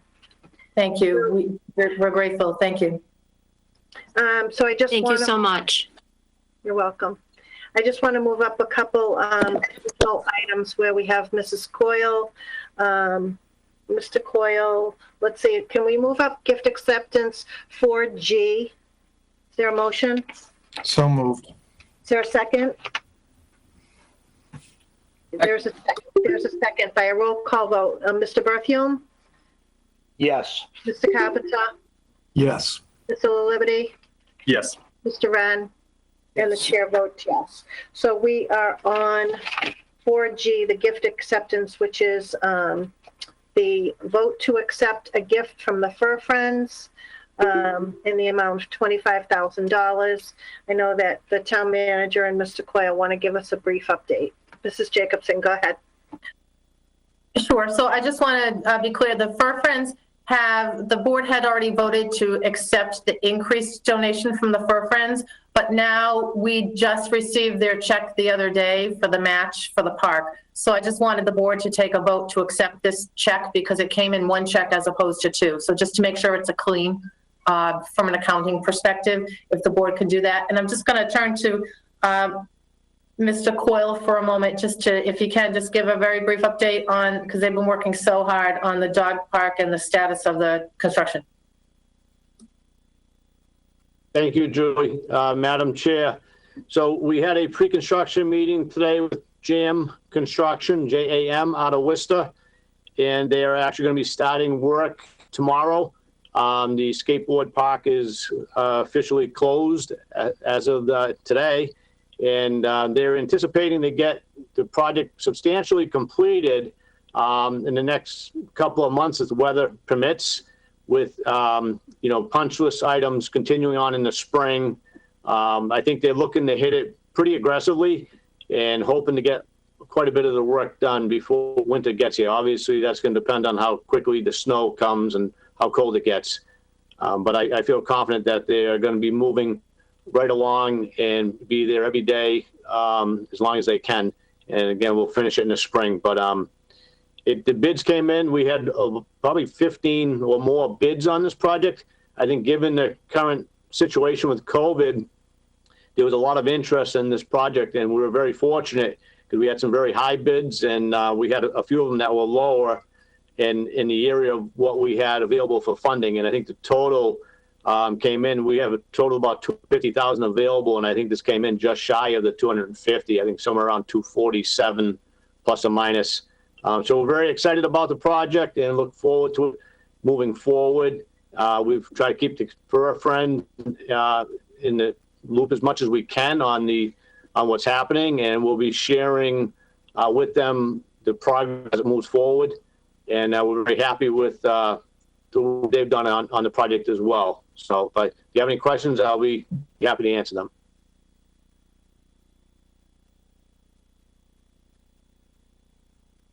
Any questions or comments? Is there a motion to accept with gratitude? Madam Chair, I'll make a motion to accept with gratitude. And I don't know if there's a formal address for the Fur Friends, but we should probably I would like to have the chair send a letter thanking them for all of their efforts. It's been a long time for them to get their wish, and I congratulate them for it. And I'd like to see them get a letter of thanks from the town for all of their hard work. I think I feel like they thought I was opposed to the thing right from the beginning, and I really was supporting it from the beginning. I just couldn't see taking money from the town, and I think it's admirable that they all stepped up, had their fundraisers, and did what they had to do to make this a reality. And all of the residents of Auburn are going to benefit from that. So congratulations to the Fur Friends, and it's great to see that you're going to see the reality of your work. We have a motion. Is there a second? I'll second. Second. Is there any further discussion? Seeing none, by a roll call vote. Excuse me. Mr. Berthium? Yes. Mr. Carpenter? Mr. La Liberty? Yes. Mr. Wren? Yes. Mr. Carpenter? Sorry, I stepped away for a quick second. Yes. And the chair votes yes. Okay. Rather than doing these roll call votes for each item, I'm going to combine them. Could I have a motion to move up agenda item 5D immediately followed by 6A? Madam Chair, as a point of order, we moved up 4G, right? And I think there's a number 2 to that from the Auburn Chamber of Commerce. Yeah, I'm going to come back to that one. I just wanted, we have people here who are waiting to address their items. So moving these items up will allow Darlene and Shannon to speak on those items. So I'm looking to, and then I'll go back to the full agenda. So I'm looking for a motion to move up 5D and 6A. So moved. Second. Okay, Mr. Berthium, Yes. Mr. Carpenter, Yes. Mr. Liberty, Yes. Mr. Wren, and the chair votes yes. So right now we are on 5D, the vote to authorize, accept, and expend grant funds from the State Department of Public Health to support flu clinics.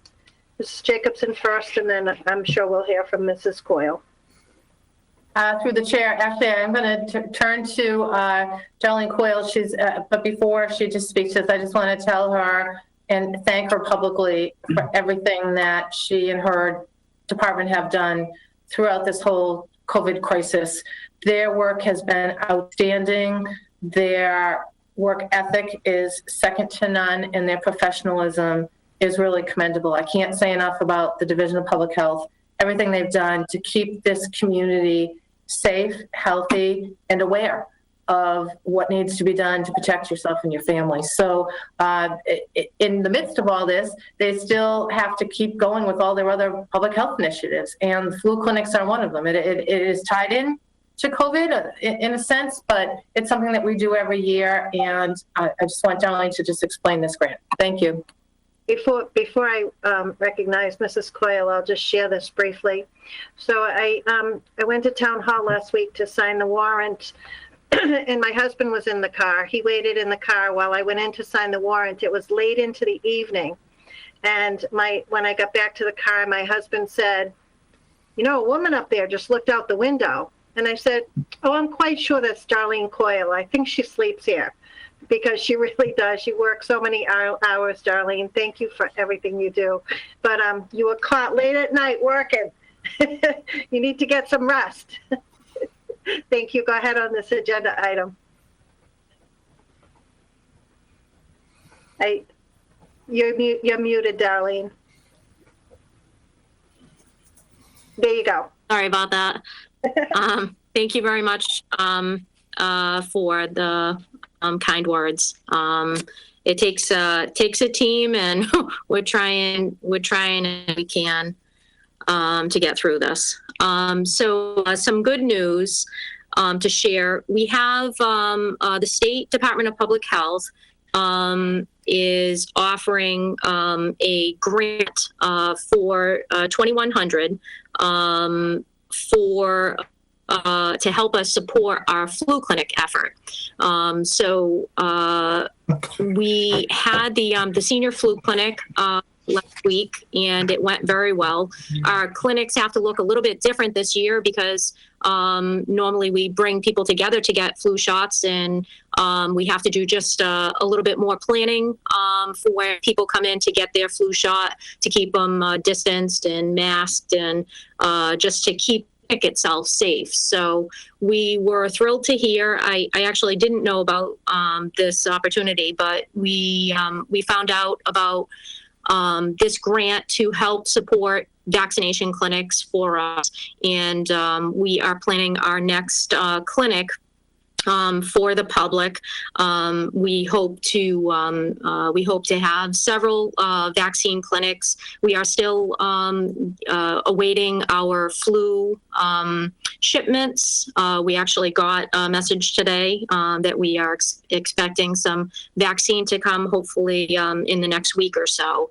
So you will see more clinics coming down, offering those to the community, and this grant will help us be able to buy the supplies that we need in order to have the clinic, any PPE, and everything that goes along with what we purchase for the clinics. We pay our nurses to come in and vaccinate, and staff obviously to do the clinics. So this is some good news to share, and I'm hoping that you are open to having us apply for this. Are there any board questions or comments? Seeing none, is there a motion? Madam Chair, I'll make a motion that we authorize, accept, and expend grant funds from the State Department of Public Health to support flu clinics. Second.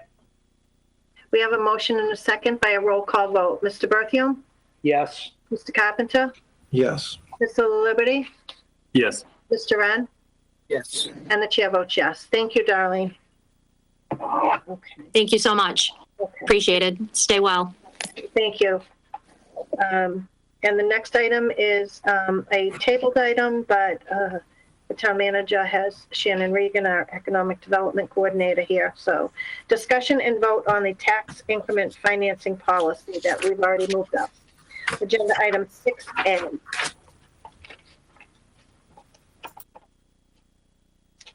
I'm not sure who's going to start, Mrs. Jacobson or Ms. Reagan. Sure, I'm happy to.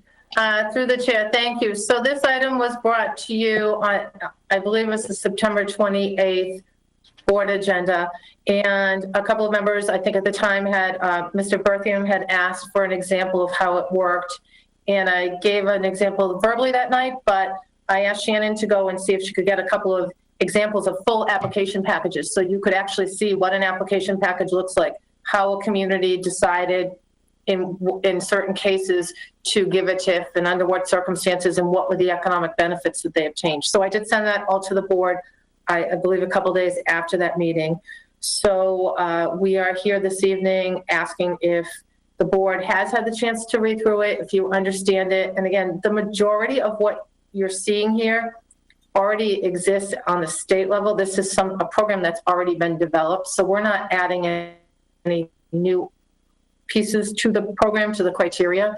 We're just trying to lay out the process so when people do come to the town, they understand how it works and where they have to go first. And we try to give them some kind of timeline so that they understand we're not going to drag this process on, but they also understand that in certain cases it may take time because we have to wait and have a special town meeting or a town meeting.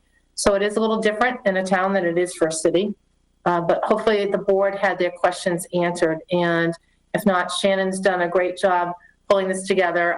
Per the request of the board, she did send it to the Auburn Chamber and received, as of this point, no comments back from it, but we did circulate it to the Chamber's board. Mm-hmm. Shannon, do you have anything you need to add? Not much. I think you covered most of it, and I apologize I wasn't able to get at the last meeting, but basically it's just, especially for towns, it's nice to utilize any state programs that we can, especially during this time where businesses are looking for different options. It's just a good sign to put out there that we put thought into this and we support, tax increment finance appropriate cases. So I'm happy to answer any questions you have. And as Julie said, I sent it to the chamber board and provided examples as well. Are there any board questions, comments? Madam Chair, if I could, I have a few. Yes, go ahead, Mr. Carpenter. I'm still one of the members wandering in the dark a little, but that's not because I don't have information. It's just perhaps I don't understand the information I have. So I went through it several times because, that's important to, and did try to answer some of my own questions. My first question, I'm going to say it's on page 3. It's under requirements for projects seeking local tax incentives.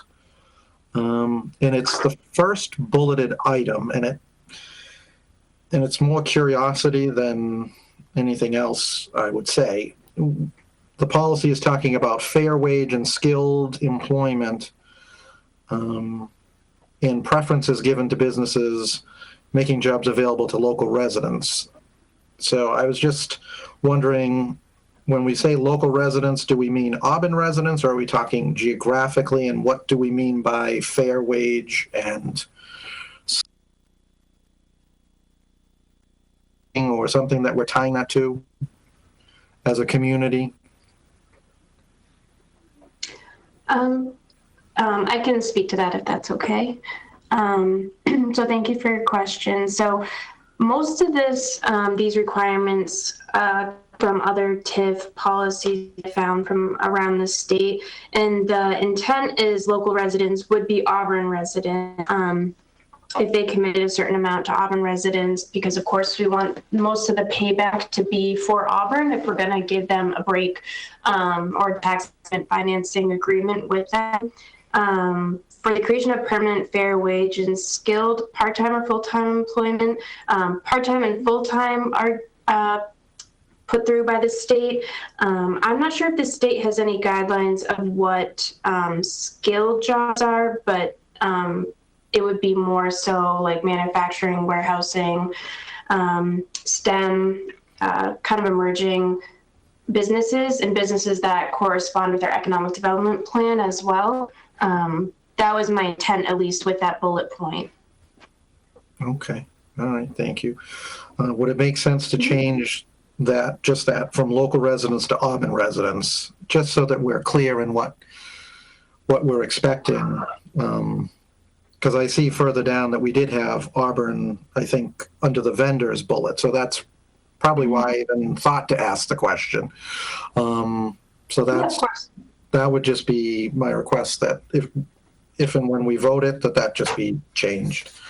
And I'm going to say page 4, which is under the approval process, but and these, I guess, aren't really questions. They're more things that I would like to see in there. But there is one question that I do have dealing with bullet item 8, or letter 8, number 8. How about that? We're talking about yearly updates. And I just wasn't sure, because we don't have a sample in the packet that we were given. I know we were given additional information. Are we relying on the state process to do that? Are we just going to somehow use their forms or formats for that? Or are we going to ask them to submit a whole separate packet if in the case of a state and a town? But more to the point, when it's just a local only, what are we going to ask them to provide, and what kind of time would it take for them to prepare something like that? And I can let Shannon jump in also, but I can tell you that the state does require annual reporting. I believe they have to report, I don't think it's a fiscal year, I think it's actually the calendar year. And they have to provide their reports to the state on a specific form that the state provides. So that would be the same form that we would use. Okay. So should that be in here, or is that an administrative issue that we wouldn't want to put in the policy? I'm just asking, just because I'm wondering how detailed, if that's too much as things change, or we may want to make changes over time, if that's a concern for that.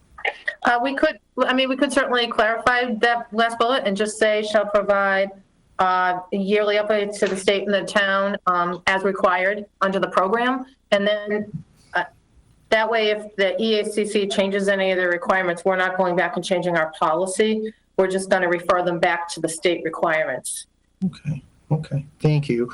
And I did have just a question. We don't mention anything about decertification, and I know that was discussed in some of the information that you provided. Is that something that we need to mention specifically in the policy if they apply for a local only, or is that covered under MGL? I'm going to turn to Shannon. I believe under MGL they talk about decertification. Yep, they do. So that's mostly issued through the state as they give yearly updates. So most of the policies that I found around the state didn't include that in, because it is there are specific guidelines under the MGL. I don't necessarily think it would hurt to include it if that's something you'd like to add. It's a completely separate thing through the state. I just threw it out there because I saw a lot about decertification, and I just didn't want us to, if something happened and they didn't, of course we all go into this wanting it to be successful, and it is my hope that if we get one of these, that it is successful on both sides, obviously, because that's the whole design of it. I just wanted to make sure that we were covered. So I would certainly, that's something that the manager and yourself think should be included. I would certainly appreciate it being included. I don't know. Sure. I guess sometimes it's what you don't put in I worry about than what we do put in a lot of the times. But that could just be my professional skepticism or something. I don't know. On item, on item 4, it does talk about notification to the board. And I would just ask that the board consider that be, we put a timeline on that, that it be no later than 30 days after an application has been received by the town, that the board gets notified that the TIF process or someone is seeking a TIF. So that was something for the board to consider. And under the recommendation, item 5, again, this is something that I would ask the board to consider, including would be that after we receive a recommendation, the board does hold a public hearing on the TIF so that the residents as well as other interested parties might be able to give us feedback and their wisdom on whether that should go forward. So with that, I would say a lot of work went into this. I really appreciate it, and thank you for everything. Thank you. Is that all you have, Mr. Carpenter, right now? I did just have one more, which I wrote somewhere else, which good thing it was sitting right here. Special tax assessments, are these, is that something that Armin is going to be involved with us? Can you tell us where you are on this? It isn't in our local policy. It was in the MGL, and I just wasn't sure if the special tax assessment was something that we were considering, if that EDIP included it, because it seemed like it was two separate things, but at other times it seems like it's somewhat similar. So that was just me trying to understand if that was something that we were involved in. So, sorry, the delay on my end. Sorry about that. Through the chair, you're correct. There are two separate tax relief mechanisms that a community can provide to a business. One is the tax increment financing, which, as we explained before, the base value of the property upon the beginning of the project remains the base, and the community continues to get taxes on that base. You provide some type of tax relief on the increment between the base value and the final assessed value, and that's what can be arranged. A special tax assessment actually provides a tax break to the property owner, which includes a tax break on base. So I believe the first year can be up to, I think it goes 25% and 50% and 75%. There's a range of what you can do to give a tax relief on that property. It does affect the base. So in general, it's not statewide, it's used far less than a TIF. It can be used, but it's probably something that, unless we had a severe case where we had to do that to get a company here, or we were going to lose them and it was a major company, we probably would prefer to go with the TIF than the special tax assessment. Again, because the special tax assessment forgives more of the base taxes than a TIF does. But it is an option under Mass General Law, but it's probably not something we would be interested in working with unless it was an extreme case. Is that fair, Shannon, on the STAs? Yep. Okay. That's great. Thank you. Thank you very much. So before I move on to additional board comments, I just want to stop and go over where we're at. We have the tax increment financing policy in your packet as presented by the town manager. And then Mr. Carpenter's has made the request of the board to review and make a couple of amendments, One would be on page 3, first bullet, where it says preferences given to businesses that commit to making jobs available to, and it currently says local residents, and I believe Mr. Carpenter has asked for board support to change that to Auburn residents. Moving on to the next page, under bullet number 4, Mr. Carpenter has asked that instead of a timely manner, it says language is used no later than 30 days of receipt. And also number 5, following the recommendation of town administration, Mr. Carpenter has asked to include language that would include a public hearing held by the Board of Selectmen. So tonight we can take a vote to approve the policy as presented, vote to approve it as, and I still will hear from other members if there are additional amendments, vote to approve with amendments suggested by Mr. Carpenter, or we can hold it to the next meeting. I do want to hear from Ms. Jacobson regarding Mr. Carpenter's comments on holding a public hearing, and if that would have an effect on the time process. But for right now, do board members have comments or questions on this? It's an important agenda item. Madam Chair? Yes. I just want to say that I think it's a great thing that Auburn is stepping up with this and putting this together and putting this out there. I think it's another feather and will be a feather in the Chamber of Commerce's hat to know that they can say that Auburn, offers things like this. And, I think it's a great thing. I don't really know that we really need to vote to approve anything. I think it's something that, will continue to be worked on, and it's certainly ready to go as it is, and with little tweaks here and there as people come up with things. But I'm happy to see that, and I think it's a great thing. And thank you, Shannon, and thank you everyone for all the effort that you've put into this. Are there any other additional member comments? On the First Amendment, through the chair, does that mean that these businesses would have to employ only Auburn residents? Through the chair, no. It means that we would encourage them to employ Auburn residents. We always, when I worked in another community, I think I worked on almost 30 of these, and we've always at that time, and we continue to do so here, encourage the hiring of Auburn residents, but at the end of the day, the company needs to hire best applicants. And that's why we ask them to give Auburn residents the most consideration. But at the end of the day, if you have 2 applicants and fully qualified, then we hope you take the Auburn resident.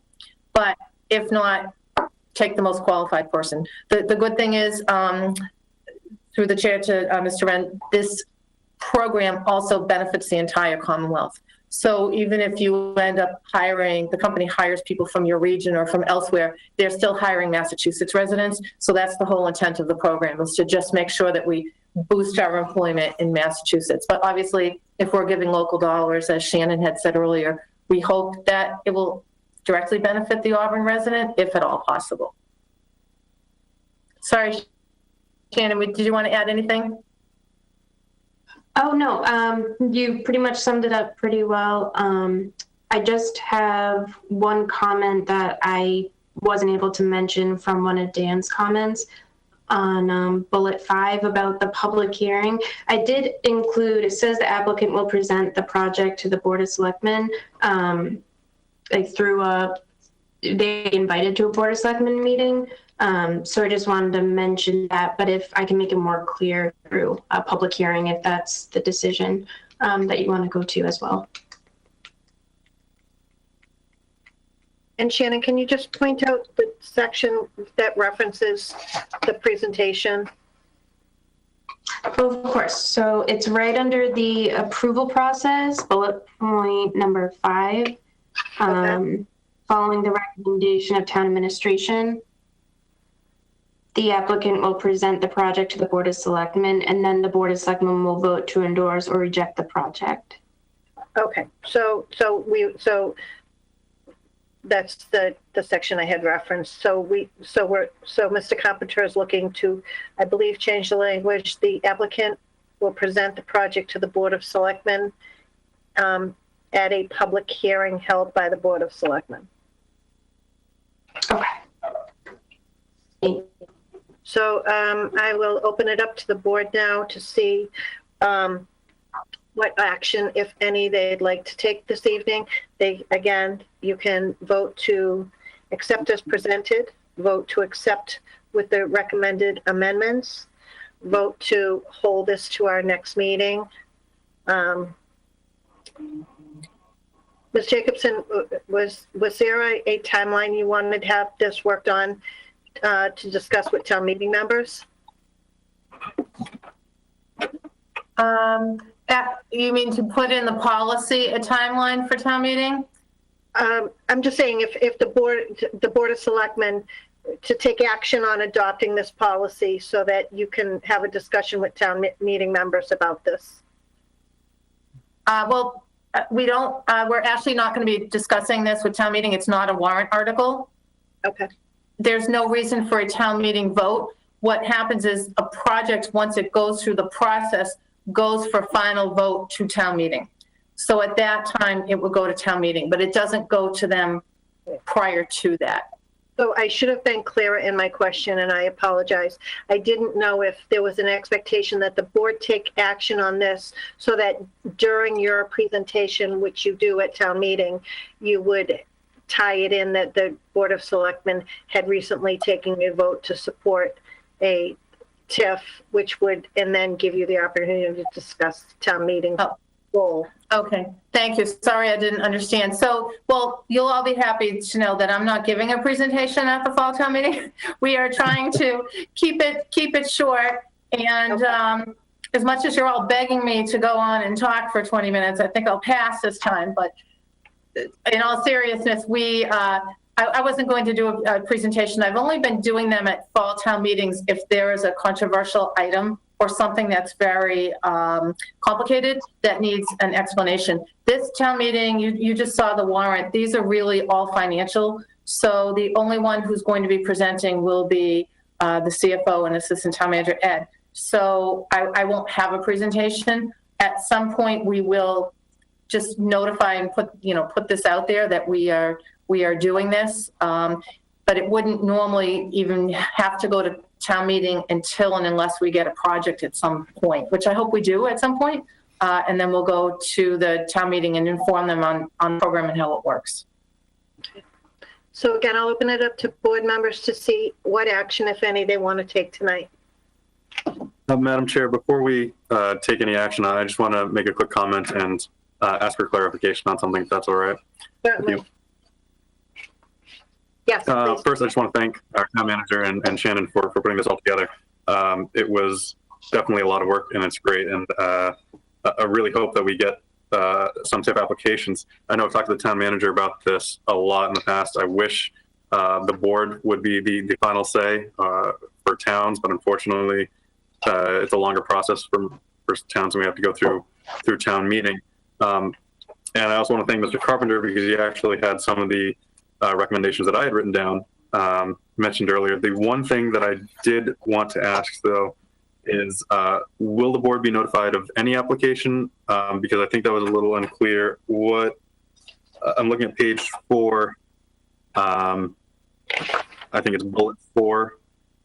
Following the submission of the letter of intent and all necessary applications, the town administration will notify the Board of Selectmen in a timely manner.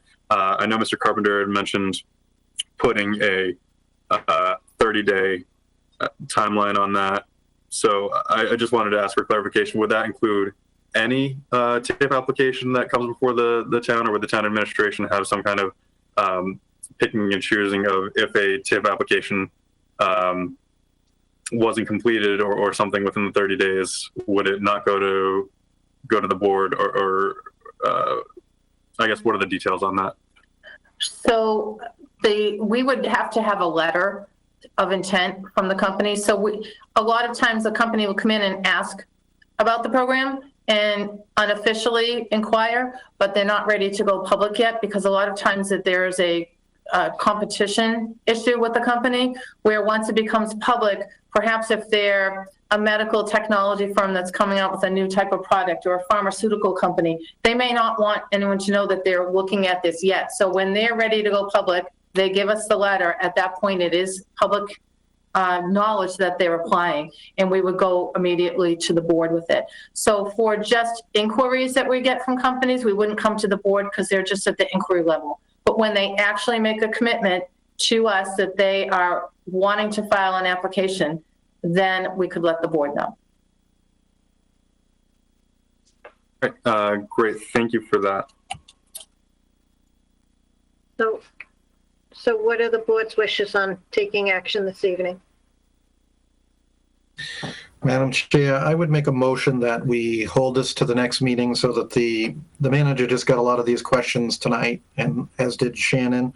And there may be some unintended consequences that they can't speak to right now. So I would just suggest, actually I'm making a motion that we hold it till the next meeting to hear back from the manager and the economic development coordinator as to any issues they may have or maybe legal in nature that would prevent us from amending it as suggested.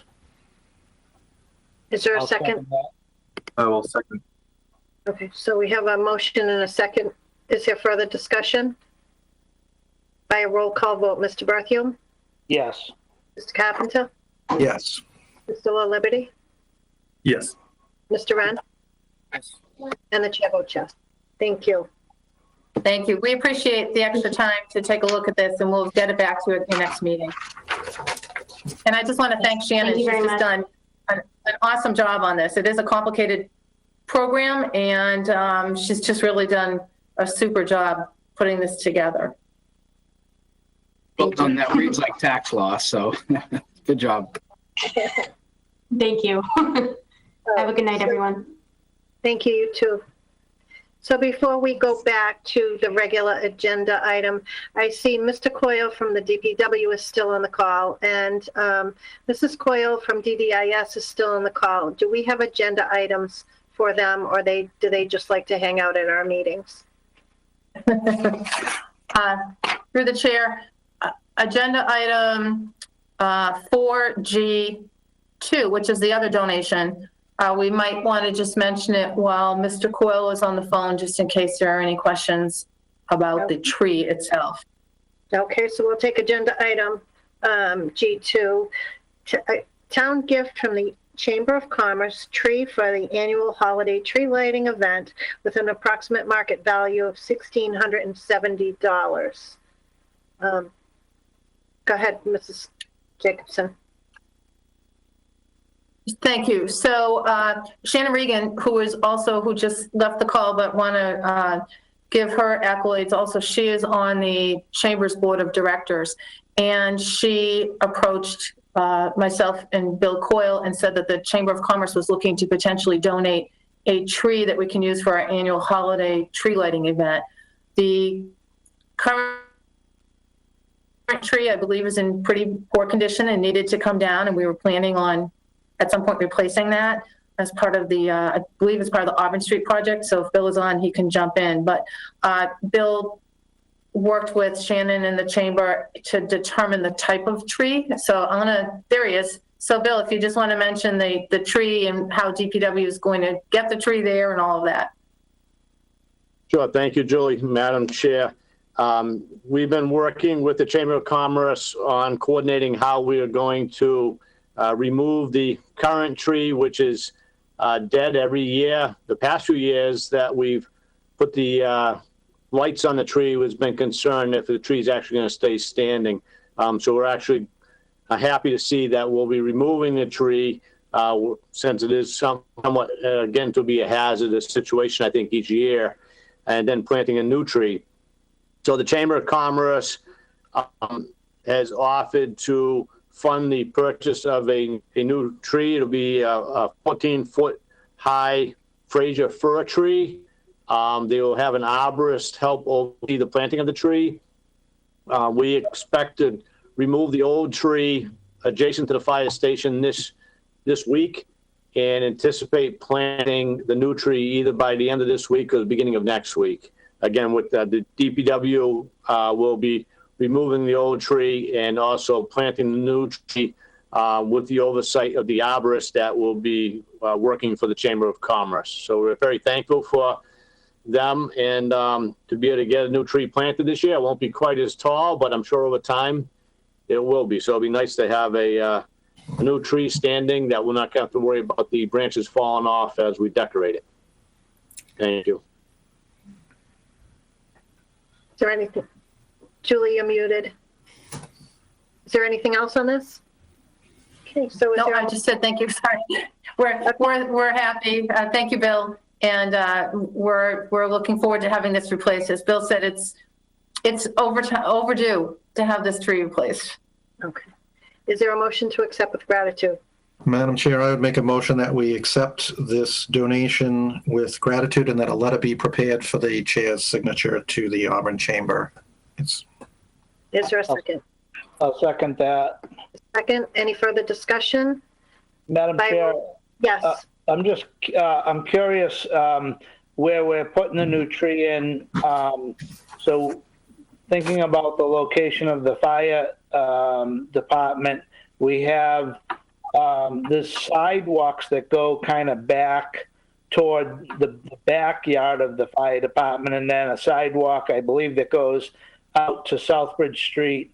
Where the current tree is located, there's not really any sidewalks. I think we kind of created paths to that area. But if we put it in the back of the fire department, it would get people further away from the street, I think. Has there been any consideration to doing something like that? Or are they looking, does the fire department just really want a tree back where the original tree was? I'm just thinking that, from a safety standpoint and, gathering everybody, that back area, which I believe has a sidewalks going to it, might be able to congregate more people and be a little further away from the main road. Through the chair, I'll be happy to speak to this. This is something on the Auburn Street Reconstruction Project.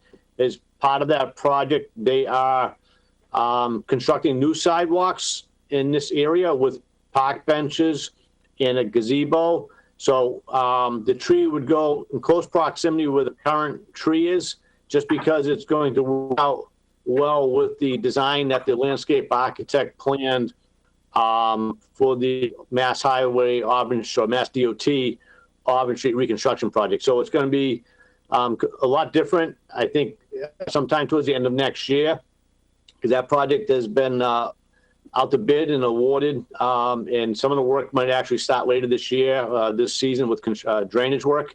So that entire area is going to be altered and changed and be much more pedestrian friendly, and will be a very welcoming area for the future tree lighting. So, right, I understand your concern, and if we weren't going to change anything, I would agree that probably be a good consideration. But where this has been part of a larger project, planning for improving the pedestrian activity in this general area, I think it's going to be, it's completed, certainly not this year, but next year, it's going to be much different and very welcoming area. Thank you. That's perfect. I look forward to seeing it. Thank you. Okay.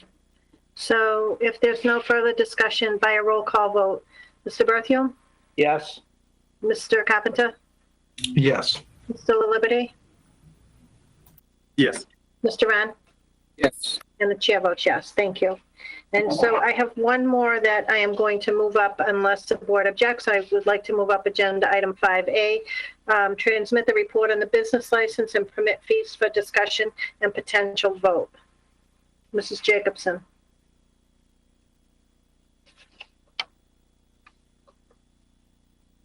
You're muted. You're muted. Thank you. I'm just not as slow on the, too slow on the draw there to hit the button. Thank you.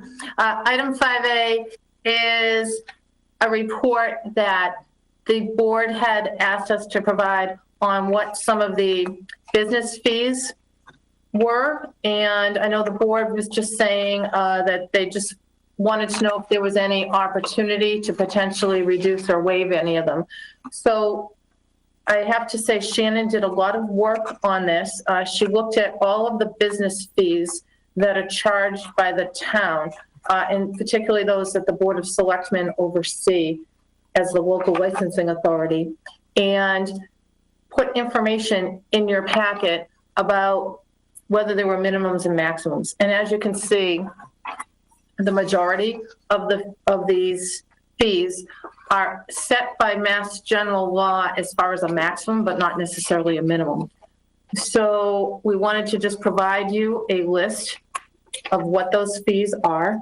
And, excuse me, so I'm just looking for my packet, I apologize. In that as well, we also have the total dollar amount of what was pulled in the last fiscal year in terms of the revenues for these license fees. So the majority of the revenues, as you can see, come from the liquor licenses. So that would be the largest amount brought in by any of these fees. So the liquor license fees that we bring in are approximately $46,000, and approximately $12,000 come from non-liquor license fees. So, and I know Ed and I have talked about this, and I think the board slightly touched on it. For the board wanted to have a further discussion, and tonight may not be the night, but now you have this information to look to see if there's anything that you're looking to reduce or waive. I would say that the liquor licenses have to be renewed by the end of November to get them to the state, and the business licenses also need to be reviewed by the end of the year, renewed by the end of the year. So if you are going to be looking at any reductions, it would have to be soon. And again, one more comment on the revenue, and I would turn to Ed. Anything that is reduced at this point for this current fiscal year, the funds have to come from somewhere else, because we've already got our budget. And the budget has already anticipated the fees that we get, because most of these are annual fees. So if the board does want to take a reduction in any of these areas, we have to look to see where we would generate those revenues to keep the budget whole. Is that fair, Ed? Through the chair, that's correct, Julie. So if lose a local revenue source, we have to make it up either through taxation or from some other revenue. And we lost the opportunity for an appropriation reduction. We'd have to bring that before town meeting if any consideration was given for a loss of revenue due to a reduction in fee.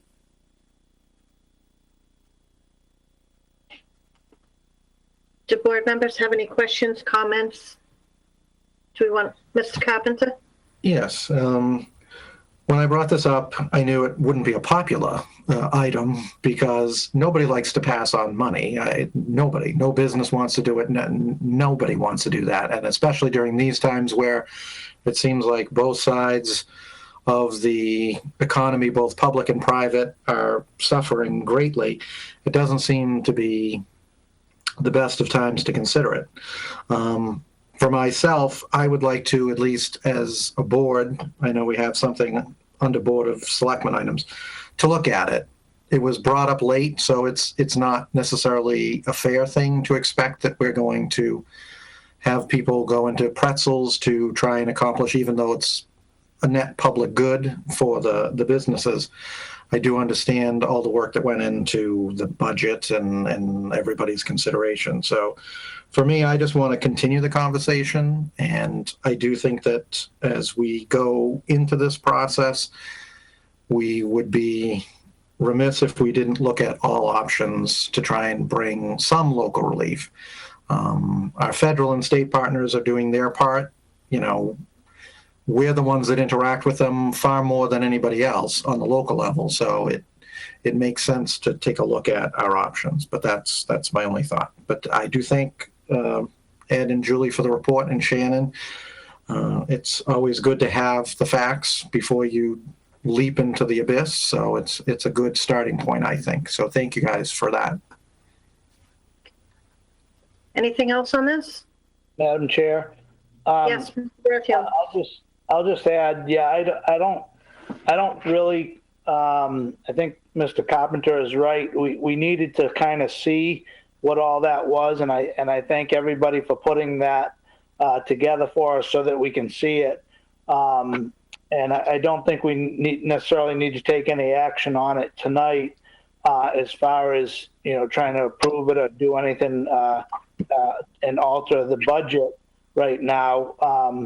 Hopefully, I was kind of hoping that, the children down in Washington would actually do something for, put a second stimulus without, 17 different conditions on it that would just help small businesses and help the local communities and individuals. But evidently, they're not interested in helping. So they can't get along down there, and maybe after the election, there'll be a new group of people that might be able to get along, and we can see what kind of maybe stimulus package they can help out with, and we won't have to react to it by further going into debt here with our budget. So again, I do appreciate everything that was done, and it's good to see those numbers and know what they are, and know that if nothing happens after the election, that we do have a little wiggle room with some work to do. But at this point here, I don't think I'd take any action. Is there anything else on this item? Seeing none, thank you for this report. So Madam we are. Chair, sorry. Sorry, I had trouble unmuting myself. I just wanted to thank Mr. Carpenter for bringing this up. I'm sorry. I just wanted to thank Mr. Carpenter quickly for bringing this up, and for the town manager for putting it together. Like Ms. Berthien said, it was really good to go through and just to get a better perspective of what all of the fees are, or at least a reminder. And I do think we should continue the conversation, but I agree with Mr. Berthien that we shouldn't take any action tonight. Anyway, thank you. Sorry to interrupt. Thank you. Thank you, everyone. So we are back to a few items that we've left since everyone who was speaking has addressed the agenda items. So we have Board of Selectmen items for D, E, and F. And then we have town manager items 5C and 5E. So moving on to Board of Selectmen agenda items 4, and we'll kind of take all three together. There will have to be separate motions if the board is so inclined. But we have the Board of Selectmen annual goals, and those Sharon sent to us to review and establish the goals. We also have review of Board of Selectmen policies and possible vote to appoint a subcommittee. Also, what Sharon sent you is you'll see the current Board of Selectmen subcommittees, and two of them actually have, Mr. Holstrom is still listed as a member, so we want to review that. And also under member items and general Board of Selectmen Selectmen items, a discussion and possible vote to establish a subcommittee to define a tax classification policy. So these all fall together. So we'll, take discussion together and then, but separate votes. So the first one is the Board of Selectmen annual goals and a vote to review and establish goals. And I'll open it up to members. Our goals were to review the entertainment licenses, indoor and outdoor, allow the chair and one member to perform a comprehensive review of all Board of Selectmen policies with the input of the DCG, and or we cannot take any action and wait until next May and have new goals. But certainly we can work on something that we can attain by May 2021. So I'll open it up to board comments, questions, thoughts. Madam Chair, if I could be heard on these. Yes, please go ahead. I have gone over our policies myself, just looking at this, and I do think that there is some room for amending there. So I would certainly support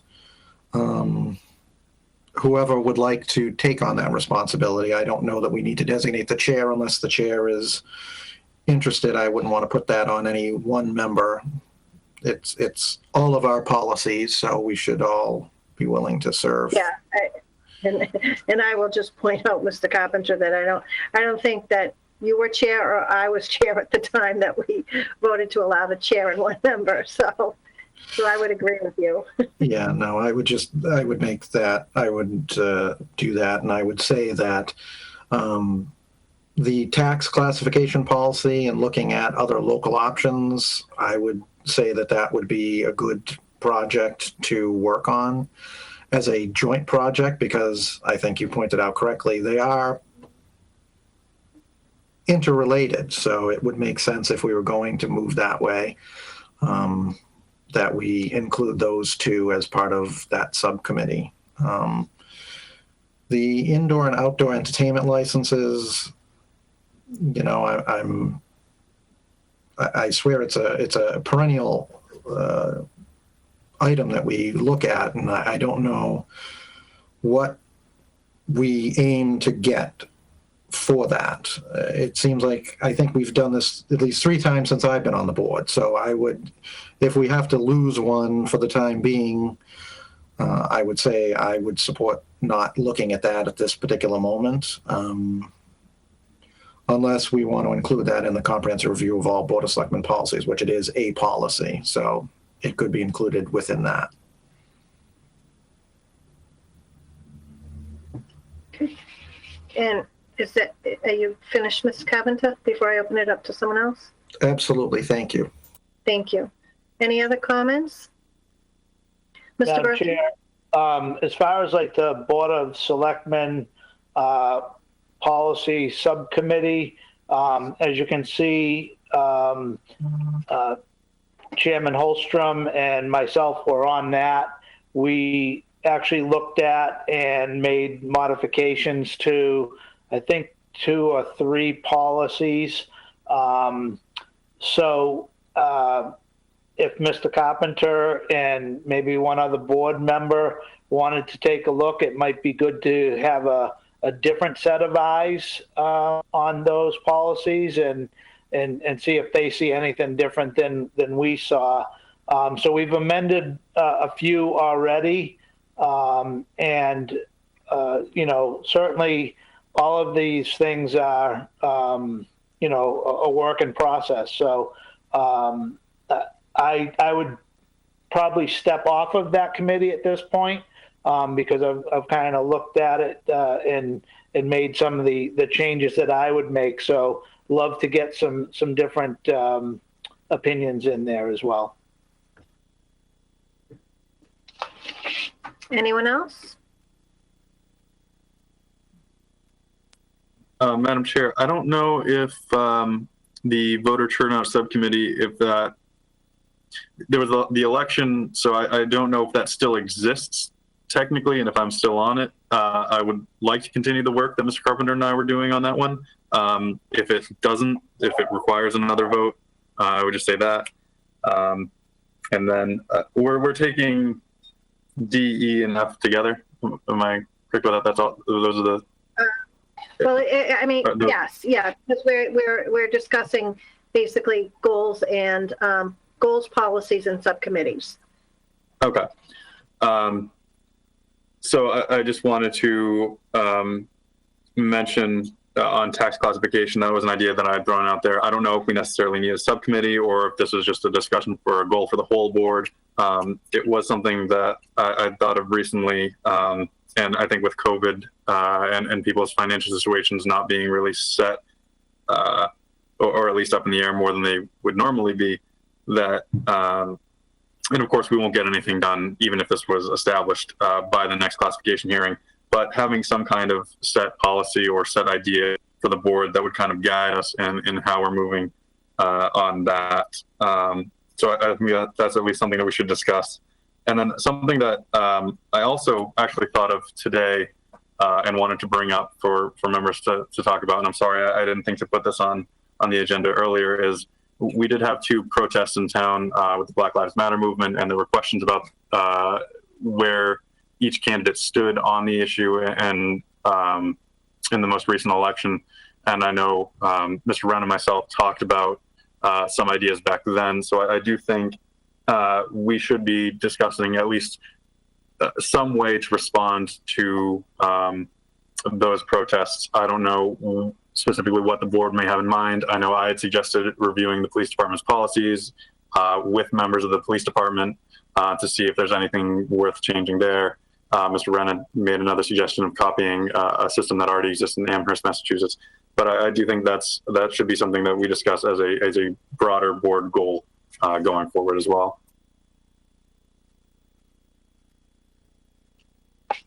Anyone else?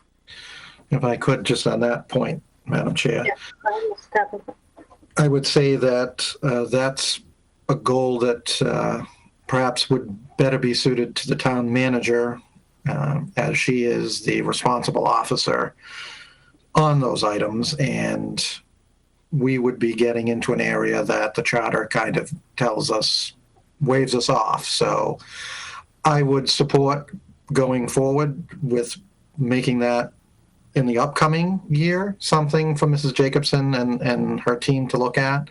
I just don't feel comfortable as a board member weighing in where the charter is waving us off. So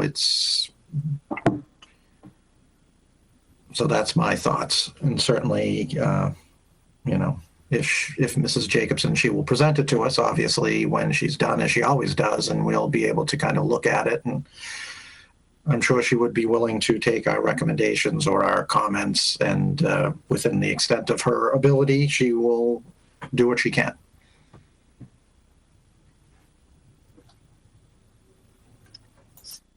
Okay, anyone else have anything? Okay, so I just want to comment on a couple things. So I think we need 2 separate subcommittees here.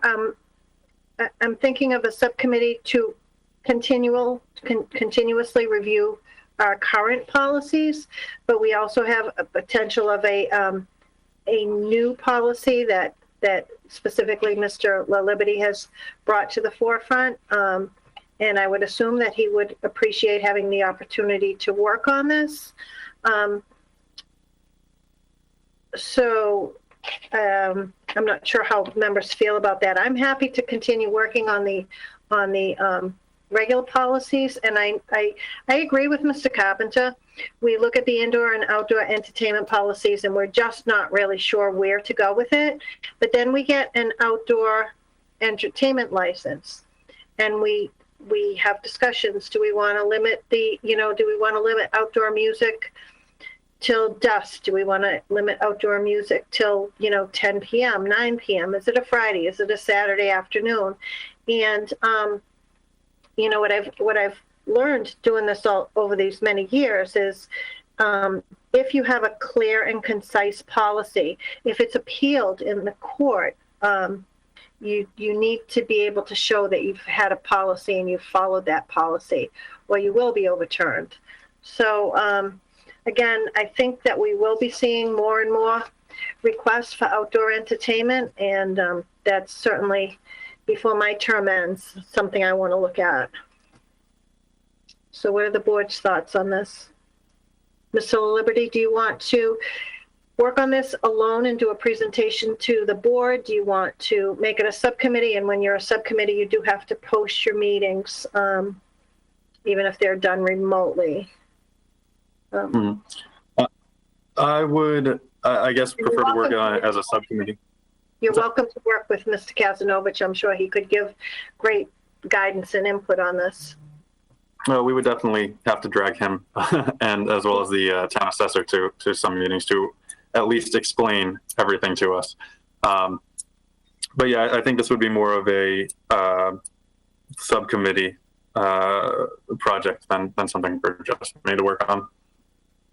So is there anyone who wants to work with Mr. La Liberty on this subcommittee, the tax classification policy subcommittee? Scott Wren, I will. Okay. So as chair, I can appoint Mr. La Liberty and Mr. Wren on that committee. I'm happy to continue. I'll actually review the policies that we have and bring it back to the board with some recommendations and see if we need to form a subcommittee to really dig deep into these. And the only other one on our paper here is, we were going to do some type of recognition for the Holstroms, and then COVID hit. So we're still in the middle of COVID, so I think this should just kind of be tabled for a little bit. And I know that was something that Mr. Berthium brought to the table. So are you okay with that, Mr. Berthium?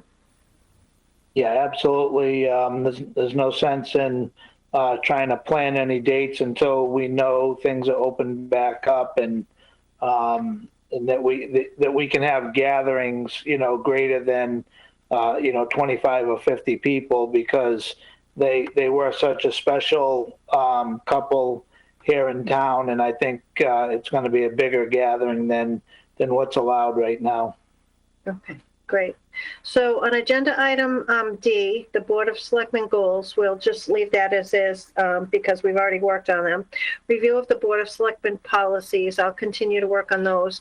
And since it's listed on as a discussion and possible vote, is there a motion to appoint Mr. La Liberty and Mr. Wren as a subcommittee to define a tax classification policy? I'll make that motion. Is there a second? Is there further discussion? Seeing none, by a roll call vote. Mr. Berthium? Yes. Mr. Carpenter? Yes. Mr. La Liberty? Yes. Mr. Wren? Yes. And the chair votes yes. Thank you, everyone, for that. So we are finished with Board of Selectmen agenda items. Moving on, we have Town Manager item 5C, information from the Auburn Cultural Council on funding proposals. Mrs. Jacobson. Through the chair, this is just an information. I just wanted to get it to you. The Cultural Council is in an annual funding cycle where they're seeking proposals. So I just wanted to put this in your packet to get some more publicity for this. It's on our website, it's on social media, and it's on Auburn Cable Television. And just want to thank the council for all their work. They really do a great job, and they provide some excellent programming. I think this year's programming may be a little different given COVID, but it's an all call for artists and to come up with some creative ideas to still provide culture and art opportunities to our community in a safe and healthy way. Awesome, thank you. And the last town manager item is agenda item 5E, vote authorize the town manager to apply for, accept, and expend grant funds from the Community Compact IT grant program for an online health permit system. Mrs. Jacobson. Through the chair. So we have the opportunity to apply for a grant. I believe it's due this Thursday. It's either Thursday or Friday. And we've had a community compact IT grant in the past. And the last one we had allowed us to purchase an online permitting system for the building department and the animal control department. We didn't have enough in the grant to also get that module for the public health department for health permits. So we will be applying for a grant to fund the next piece of this process that we're doing everything online now for the health permit system. We're waiting to get an exact quote, but I would tell you it's fair to guess the quote we had maybe 3 years ago for it was $17,500. We're thinking it might be around the $20,000 range. So as soon as we get that quote, which we hope will be coming in tomorrow, because we've got to get this grant in there on the 15th. So we hope that we get this. We have a lot of the systems in place to be able to manage it and operate this system, because we've now had experience with the building module and the animal control module. So hopefully if the board approves of applying for these grant dollars, we could get another system online, which will help the business community. Excellent. Madam Chair. Go ahead, Mr. Berkey. I'll make a motion to authorize the town manager to apply for, accept, and expend grant funds from the Community Compact IT Grant Program for an online health permit system. Is there a second? Second. Ren seconded the motion. Is there any further discussion? By a roll call vote. Mr. Berthium? Yes. Mr. Carpenter? Yes. Mr. Liberty? Yes. Mr. Wren? Yes. And the chair votes yes. Thank you. Mrs. Jacobson, did you have anything else before we move on? I'm all set. Thank you very much. Great, thank you. So moving on, we've taken care of Board of Selectmen item 7A. We have the minutes of September 14th. Are there any corrections or omissions? Seeing none, the chair will accept them as presented. Before I entertain a motion to adjourn, I just want to comment on a vote that we took earlier. I know it was a difficult vote for board members, and it seems crazy that Halloween and going trick-or-treating would be such a controversial issue. And I'm really proud of the action that we took tonight. We don't always have the opportunity to take the popular decisions. We have to do what's in the best interest of all the residents of the town. And with what we were presented with tonight, the recommendations from the CDC. This is one of the votes that I'm really proud that the board took. I would ask Mrs. Jacobson to get information out there as soon as possible so that we get accurate information out there, that so people know they need to sign up for this trunk or treat. Again, people can watch the replay of our meeting to see what the discussion was, but there will be no encouragement of going door to door trick-or-treating, and we can't prohibit small gatherings in neighborhoods, which is assumed to be safe. And I'm looking forward to having a really successful and safe trunk or treat event for the residents, and proud of the action that we took tonight to keep all of our residents safe. So if there is nothing else on that, I will entertain a motion to adjourn. So moved. Second. By a roll call vote. Mr. Berthium? Yes. Mr. Carpenter? Yes. Mr. Liberty? Yes. Mr. Wren? Yes. And the chair votes yes. We are adjourned. Thank you, everyone, so much.